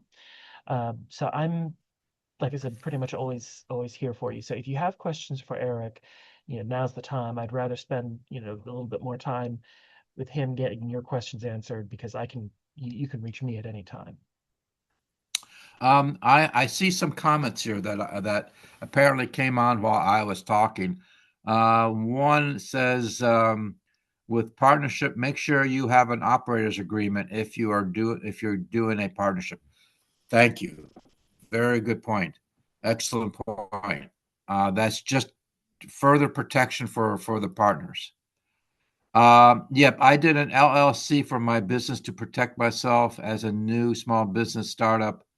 Also provided protection for the contractor. Again, operating agreement. Yep.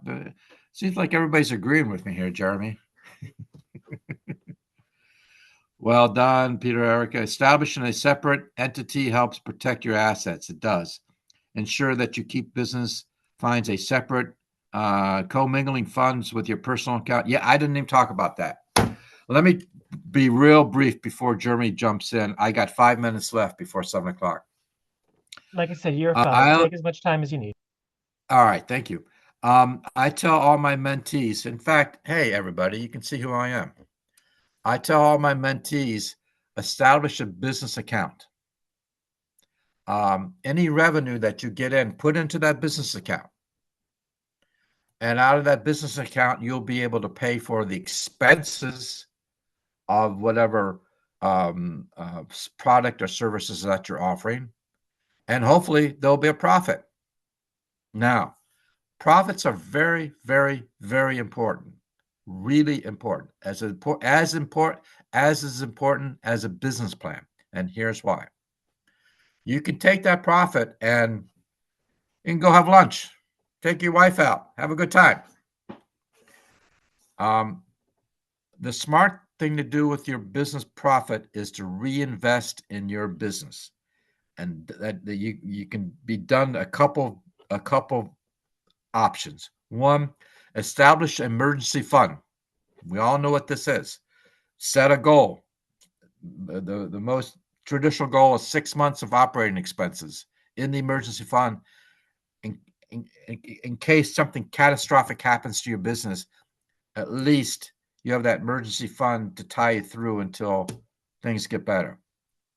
The second thing is that reinvest in your business.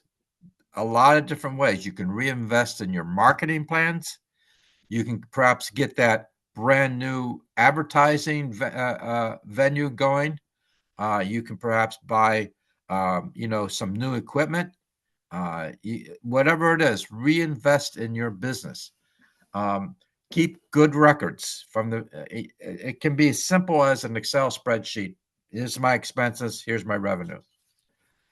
This goes on after 6 months. Take a look back, reflect on what your revenue and your expenses and what you did with your profit.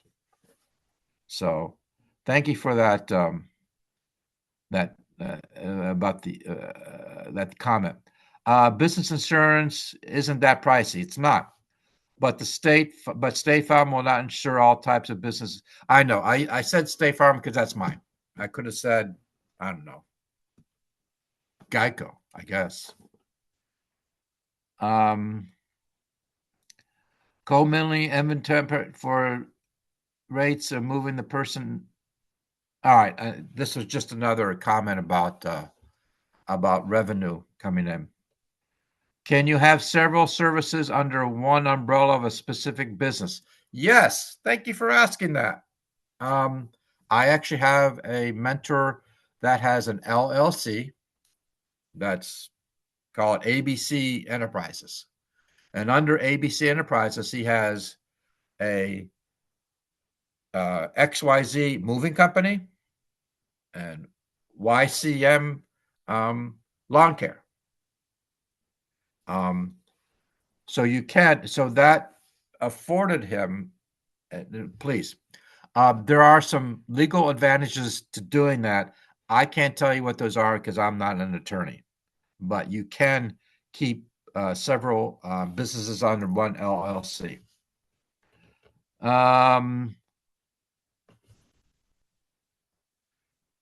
If those services are strategically aligned and make operational sense. This person was just talking about web design, finding one particular entity that could do the whole package.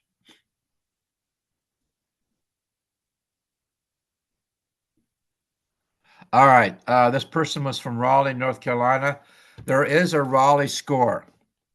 You can find that out by going to score.org, and at the top of the page, type in your city. Score reorged. I said this at the beginning because of loss of funding. They actually closed, I think, the Score in Wilmington, North Carolina. There's I don't know how many Score organizations are in North Carolina. I know there's one in Nashville, there's one in Charlotte, and there's one in Raleigh. That I do know.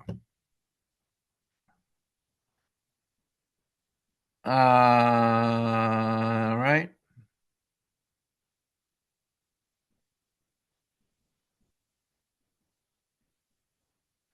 Yeah, this person's just replying. Cold call and email marketing are not. He or she's not a huge fan of it either. Cold calling is hard. It's not a fun thing to do. There's only one objective to cold calling. However, in my years of doing it, I can get a hold of a lot more people than I could if I did an email marketing or networked. So anyway, best way to pay yourself. If you're currently working, stay with your job. If you're just starting out, um, okay, I'll answer that question. You pay yourself out of the profits. Bingo. That's what you do. You pay yourself out of the profits.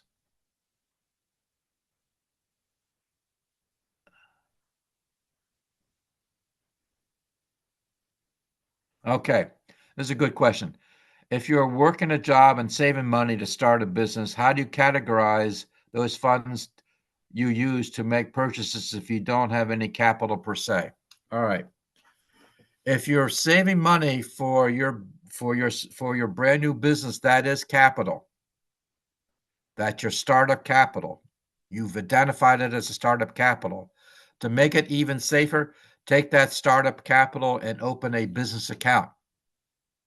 And that way it resides in there and you don't have the temptation of touching it. And then once you are ready, if you have a list of things that you need to purchase to start your business, start purchasing them as you continually throw money into that business account from your job.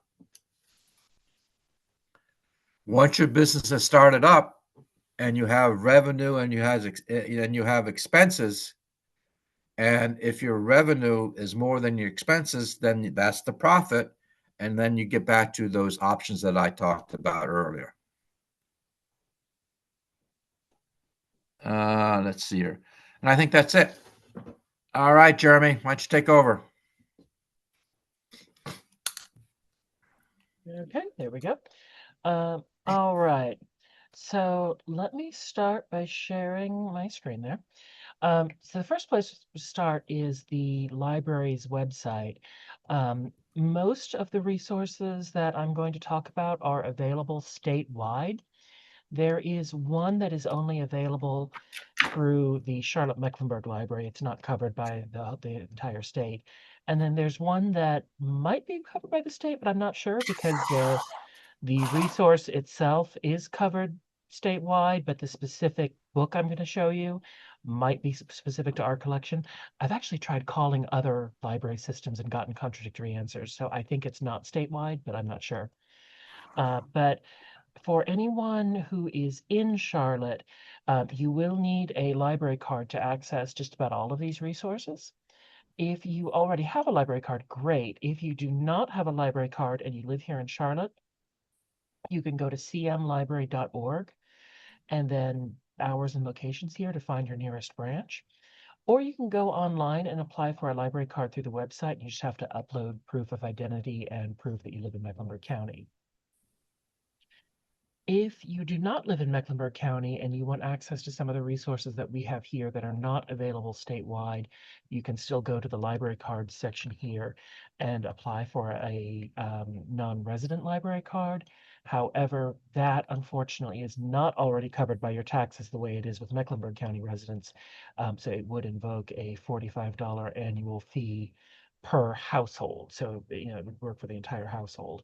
But again, the fee only applies to people who do not live in Mecklenburg County. If you live in Mecklenburg County or you own property in Mecklenburg County, your tax dollars already pay for your library card, whether you pick it up or not. All right, so the resources that we're going to look at to get there, just cmlibrary.org, and then go to Research and Learn. And this takes you to the splash page. It'll have some featured resources down here. I like to go to resources A to Z because I just like to see the whole list. But if you don't like that, you can just use the search interface to narrow things first. If I go to resources A to Z, This gives me a list of all of the resources we have, and we have a lot on here. And then we have even more through a website called nclive.org. NC Live is the reason that most of the resources that we have are statewide. Instead of us as an individual library system paying for them, all the libraries in the state got together and formed NC Live, which is funded by the General Assembly, and it pays for a lot of the resources to be available statewide. And then we just, as a library system, have to pick any that we want that NC Live doesn't have. So the first one I want to talk about is just very briefly, I want to touch on one called Gale eBooks. So you just come down to the G's and you've got Gale eBooks here. And when you click on this, it will take you to a page that will tell you a little bit more about it. And then you go to Access Now. And this is where it will stop you if you don't have your library card. Because I'm on the library's network, it's going to take me straight in. But if I were not on the library's network, when I click Access Now, it would stop me here and ask for a library card number. But in this case, it's going to take me straight in. And don't be scared by how dated the covers look. From what I'm told by our collection management team, this is very hard to weed. So they don't take books out of this collection very often. As a result, we end up with some seriously old looking books that really aren't relevant. But what is relevant is this business plan handbook series. It is constantly updated. We already have a 2026 edition here. But this is a collection of actual business plans that Gale has compiled into this handbook series. So you can go through and find an actual business plan for a business similar to yours, or sometimes even exactly like yours. And then you can go through it and see, okay, this was the type of data they gathered. This was the format they used. This was the information they got. And then tailor that to your needs. So the example that I usually use is like a cafe or a coffee shop. So I'll put cafe in here and let me go back for a second. There's two search boxes on here. There's this search box, which searches all of Gale ebooks at the top. And then there's this little one over here that says search within series. Make sure you're using search within series. Otherwise, you'll get resources or get hits from the other Gale ebooks on here that are not business related. And then it brought up 81 results, but some of these are a little bit older. Like this is an internet cafe from 2014. Not really too keen on something that old, so I can go. Oh, by the way, I apologize about the lights. They're on an automatic timer, and the sensor does not see me here. So even though you see me moving my hands a lot, the sensor just doesn't see it. So my lights get turned out on me a lot. But anyway, I can go to publication date and tell it I'm only interested in stuff published after the year, and we'll go with 2020 for this. Just because I feel like 2020 was a big year of change. So we'll go with published after 2020. And then it took me down to 8 that match cafe. There's some that I could look here, like there's a coffee truck, like a food truck, which is an interesting concept. There's a bakery. And then the one I'm going to actually look at is, just because I saw somebody in the chat earlier has a natural cleaning business. I'm going to go with the natural cleaning products business here. But this, they give you, again, the executive summary, the industry analysis, and you can read through this and see exactly what, the type of information they pulled. You can also download it as a PDF. And this opened in Acrobat Reader instead of opening in Chrome.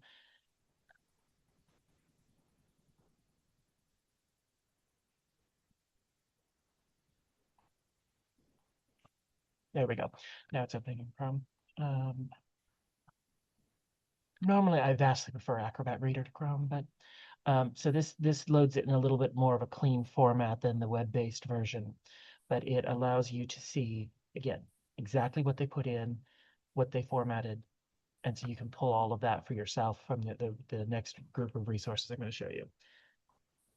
I can get the light to turn on. I've got a yardstick next to me for. There we go. Questions on Gale eBooks? Okay, if there are, just pop them in chat. I love questions because they let me know if I'm actually saying what I think I'm saying. They also let me know what's important to you. So next resource I want to touch on very briefly is ABI Inform Complete right here, and Entrepreneurship Database right here. I'm only going to demo one of them because the interface is exactly the same for both of them.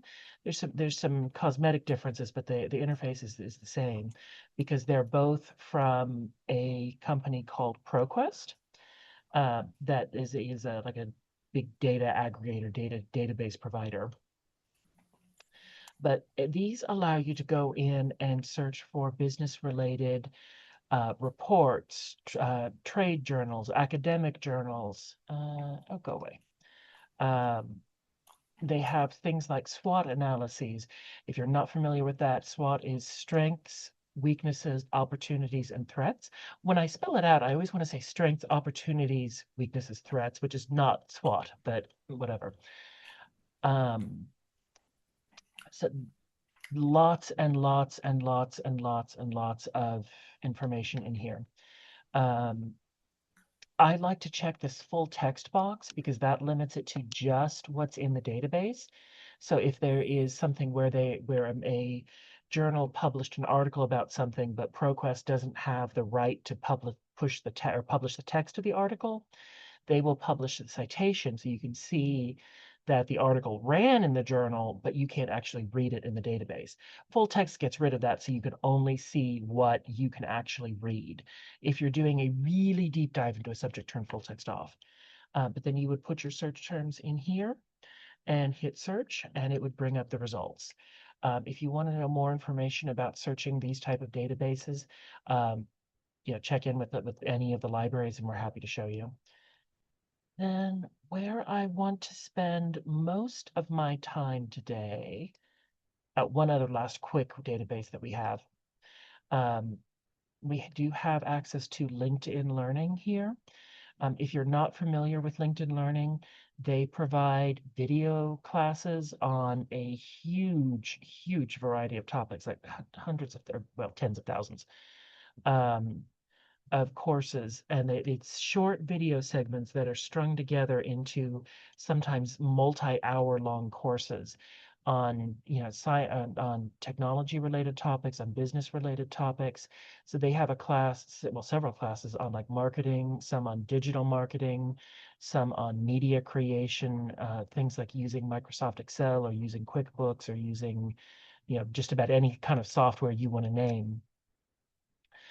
They will give you a certificate. However, if you access it through the library subscription instead of subscribing yourself, it'll just say library user. It won't have your name on it. But again, huge, huge, huge, huge, huge variety of classes on there on a just incredible array of topics. And then again, where I want to spend most of the time for my 15 minutes that I have left is two different databases. One is Data Axle Reference Solutions, and then the other is Simply Analytics. Data Axle is a resource. They started out as essentially a glorified phone book. They would go through and index every phone book and city directory in the country and turn it into a database. Now, of course, phone books, I was talking to a kid the other day and said something about a phone book, and he goes, "What's a phone book?" So yeah. But what they do is they now, instead of just looking at like phone books and city directories, they talk to people like the IRS. They talk to business agencies. They cold call a lot of businesses. So they get as many records as they can on US businesses. They have other databases as well. They have a specific one for just healthcare or consumers. They have the US, what they call the US Standard White Pages, which is, people, residents. And then a subset of that one is the new movers homeowners. So you can do things like go into the standard white pages, run a search for a specific area, and get a list of all the households in that area, sometimes with phone numbers. Be careful with phone numbers because some of those numbers may be on things like do not call lists. But you can get a list of all of the households in an area. with their addresses, if you wanted to do like a mass physical mailer, and then maybe 6 months to a year later, you don't want to remail to everybody that you just mailed to, but maybe anyone new that's moved into the area, you can use New Movers Homeowners. The one I'm going to demo is the US Business Database. It just starts off with this quick search. I'd like to toggle it over to advanced search. Quick search is great if you need that, but most of the time I need the options in the advanced search. And the search I'm going to demonstrate is just a keyword search along with a, there it goes again, along with a metro area search. So you basically literally can construct the type of search you want to do based on these categories here. And they have quite a lot of them. So if you want to search by, you know, women-owned businesses, you can do that.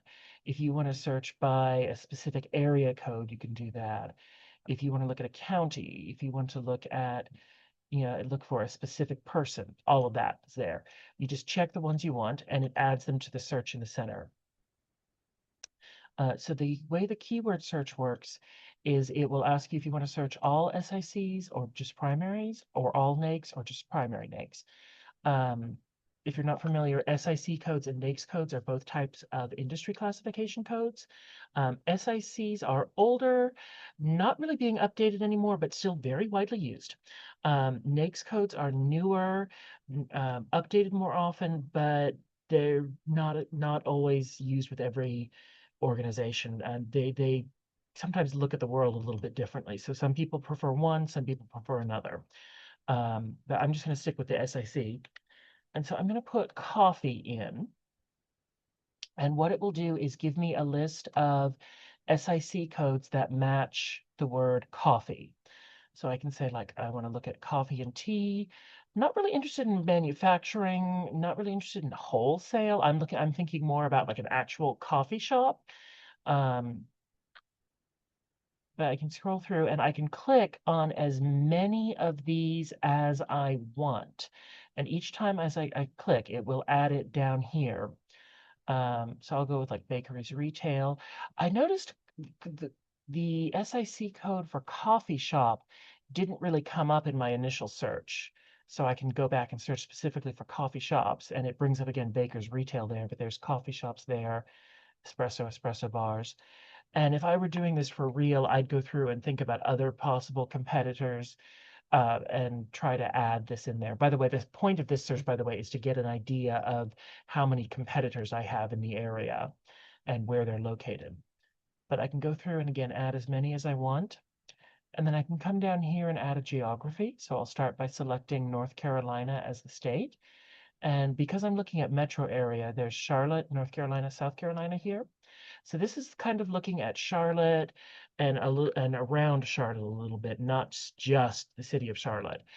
If I wanted to, I could get more specific with city and state or county or even a zip code or a radius. But I'm just going to leave it at metro area for now. And once I do that, I can hit either view results or update count.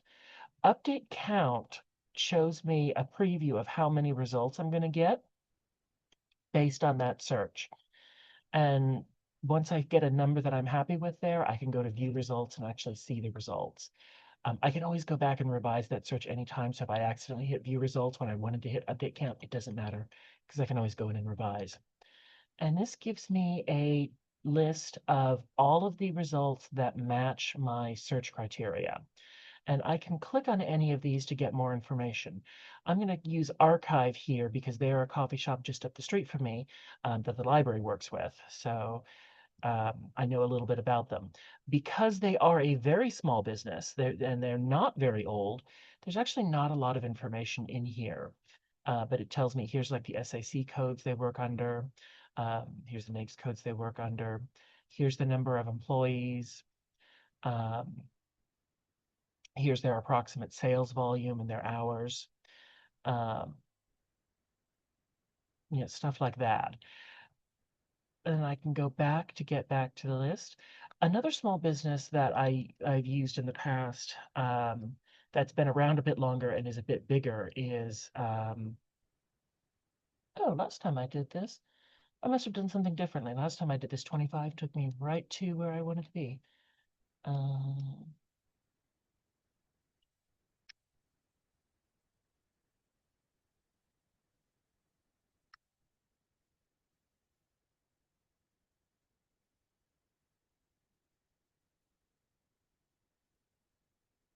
Okay. Sunflower down here. Here we go. Sunflower is another local business. They have a couple of, well, 4 locations throughout Charlotte, but they've been around a bit longer and are a bit bigger than Archive. So here's what a more established small business might look like. And already you can see there's a bit more information here. Higher sales volume. They now have a management directory, and they have, the business size history and sales history here, looking at different years. Sometimes they'll have business history so you can see how long they've been in the database and reports, stuff like that. But it allows you to get an idea of, what kind of targets you should be setting for yourself, as well as just how many competitors, are around you. You can also look at this as a heat map here, and it does take it a minute, especially when I'm streaming on Zoom. It was actually faster than I expected. But you can see kind of no, I do not want my start menu, go away. You can see kind of a heat map of where they're located around Charlotte. So there's clusters, uptown, clusters in South End area. That's a little too far north to be South Park. Not much going on in some of the areas that are a little further away from uptown. And again, if I were doing this for real, I'd have a lot more data points on here, so I might be getting a different picture. But this kind of gives me an idea of, okay, where are some holes where I might want to put my shop if I'm opening a physical shop? You can also do things like, if I go back to the results here, you can check mark up to 10 pages or 250 results per search. And there's 25 results to a page. So you can check mark up to 10 pages at a time. And you can do this multiple times. And go into download here. And this is how you would do things like if you were in the consumer database, you could download that and get a mail merge, make a mail merge out of that data, so that way you don't have to type out all those addresses. Questions on this one? Okay.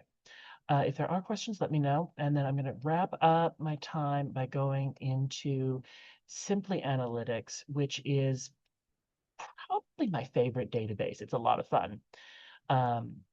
This one, you can sign in, or you can create an account, or just sign in as a guest. I'd recommend creating an account because it's free, so long as you're accessing it through the library. And this is the one that is only available through Charlotte-Mecklenburg. It's one we subscribe to on our own. It's not available statewide. But this was a project I created specifically for this class. So again, sticking with my example of coffee shops, this is a data point that tells me the percentage of people that got non-alcoholic drinks or coffee on the go in the last 7 days based on whatever date the survey was taken. This is from 2021. Unfortunately, some of these data points can run a bit behind. So I can see, look at this and see areas of the county or the city, where people are spending money on coffee, where there's a higher percentage of people. So people in this area not spending as much money on coffee, outside the home anyway. And that could be because there's not, if this area matches up with an area where there's a hole in my map, from Data Axle, it could be because they just don't have the opportunity. It could also be because they're brewing coffee at home. That's actually another data point you can find in here.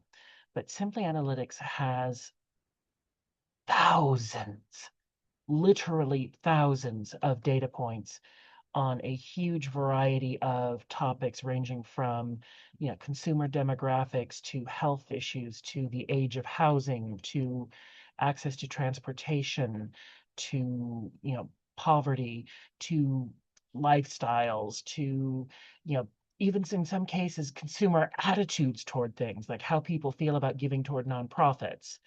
Um, Again, just thousands and thousands of data points. It's honestly kind of overwhelming sometimes because there's just so many.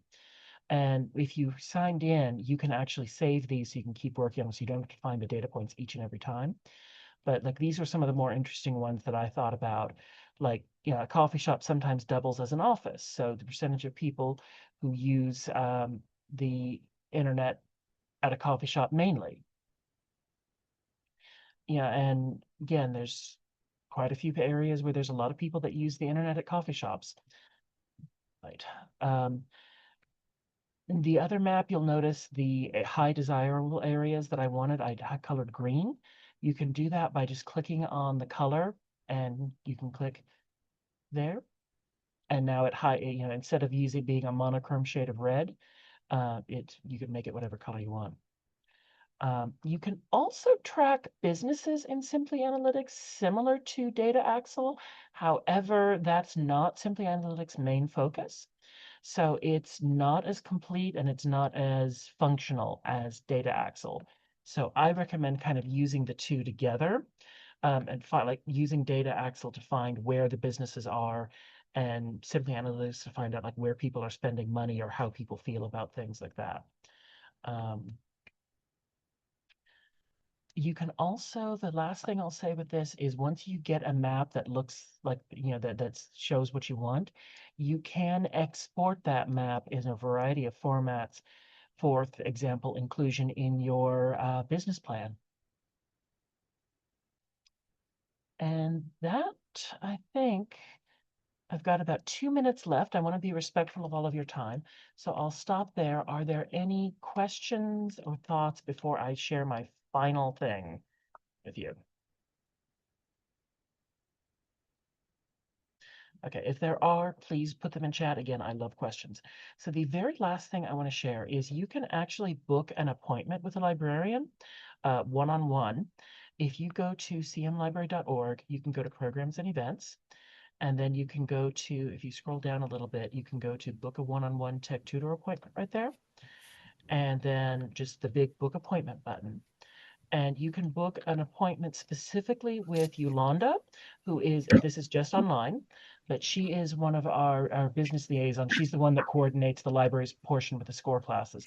And she is brilliant. She is like the librarian I want to be when I grow up. But you can book one specifically with her. And then if you wanted to book one, say with me, you can go to Nonprofit Assistance and Allegra Westbrooks, or you can go to Tech Tutoring and Allegra Westbrooks, and mine are Thursdays at 6. But again, I'd recommend if you're doing business resources, if you can get her, book with Yolanda on the business resource tab. And that is it for me. I think we have 1 minute left. So, Right. want to close out? Hey, Jeremy, thank you so much. It was very, very informative. Well, thank you. Except for the occasional lights going out, it was okay. Let me wave my yardstick. Oh, you did? All right. Just as a wrap up here, we had 37 attendees at one point. We're down to, I don't know how many right now.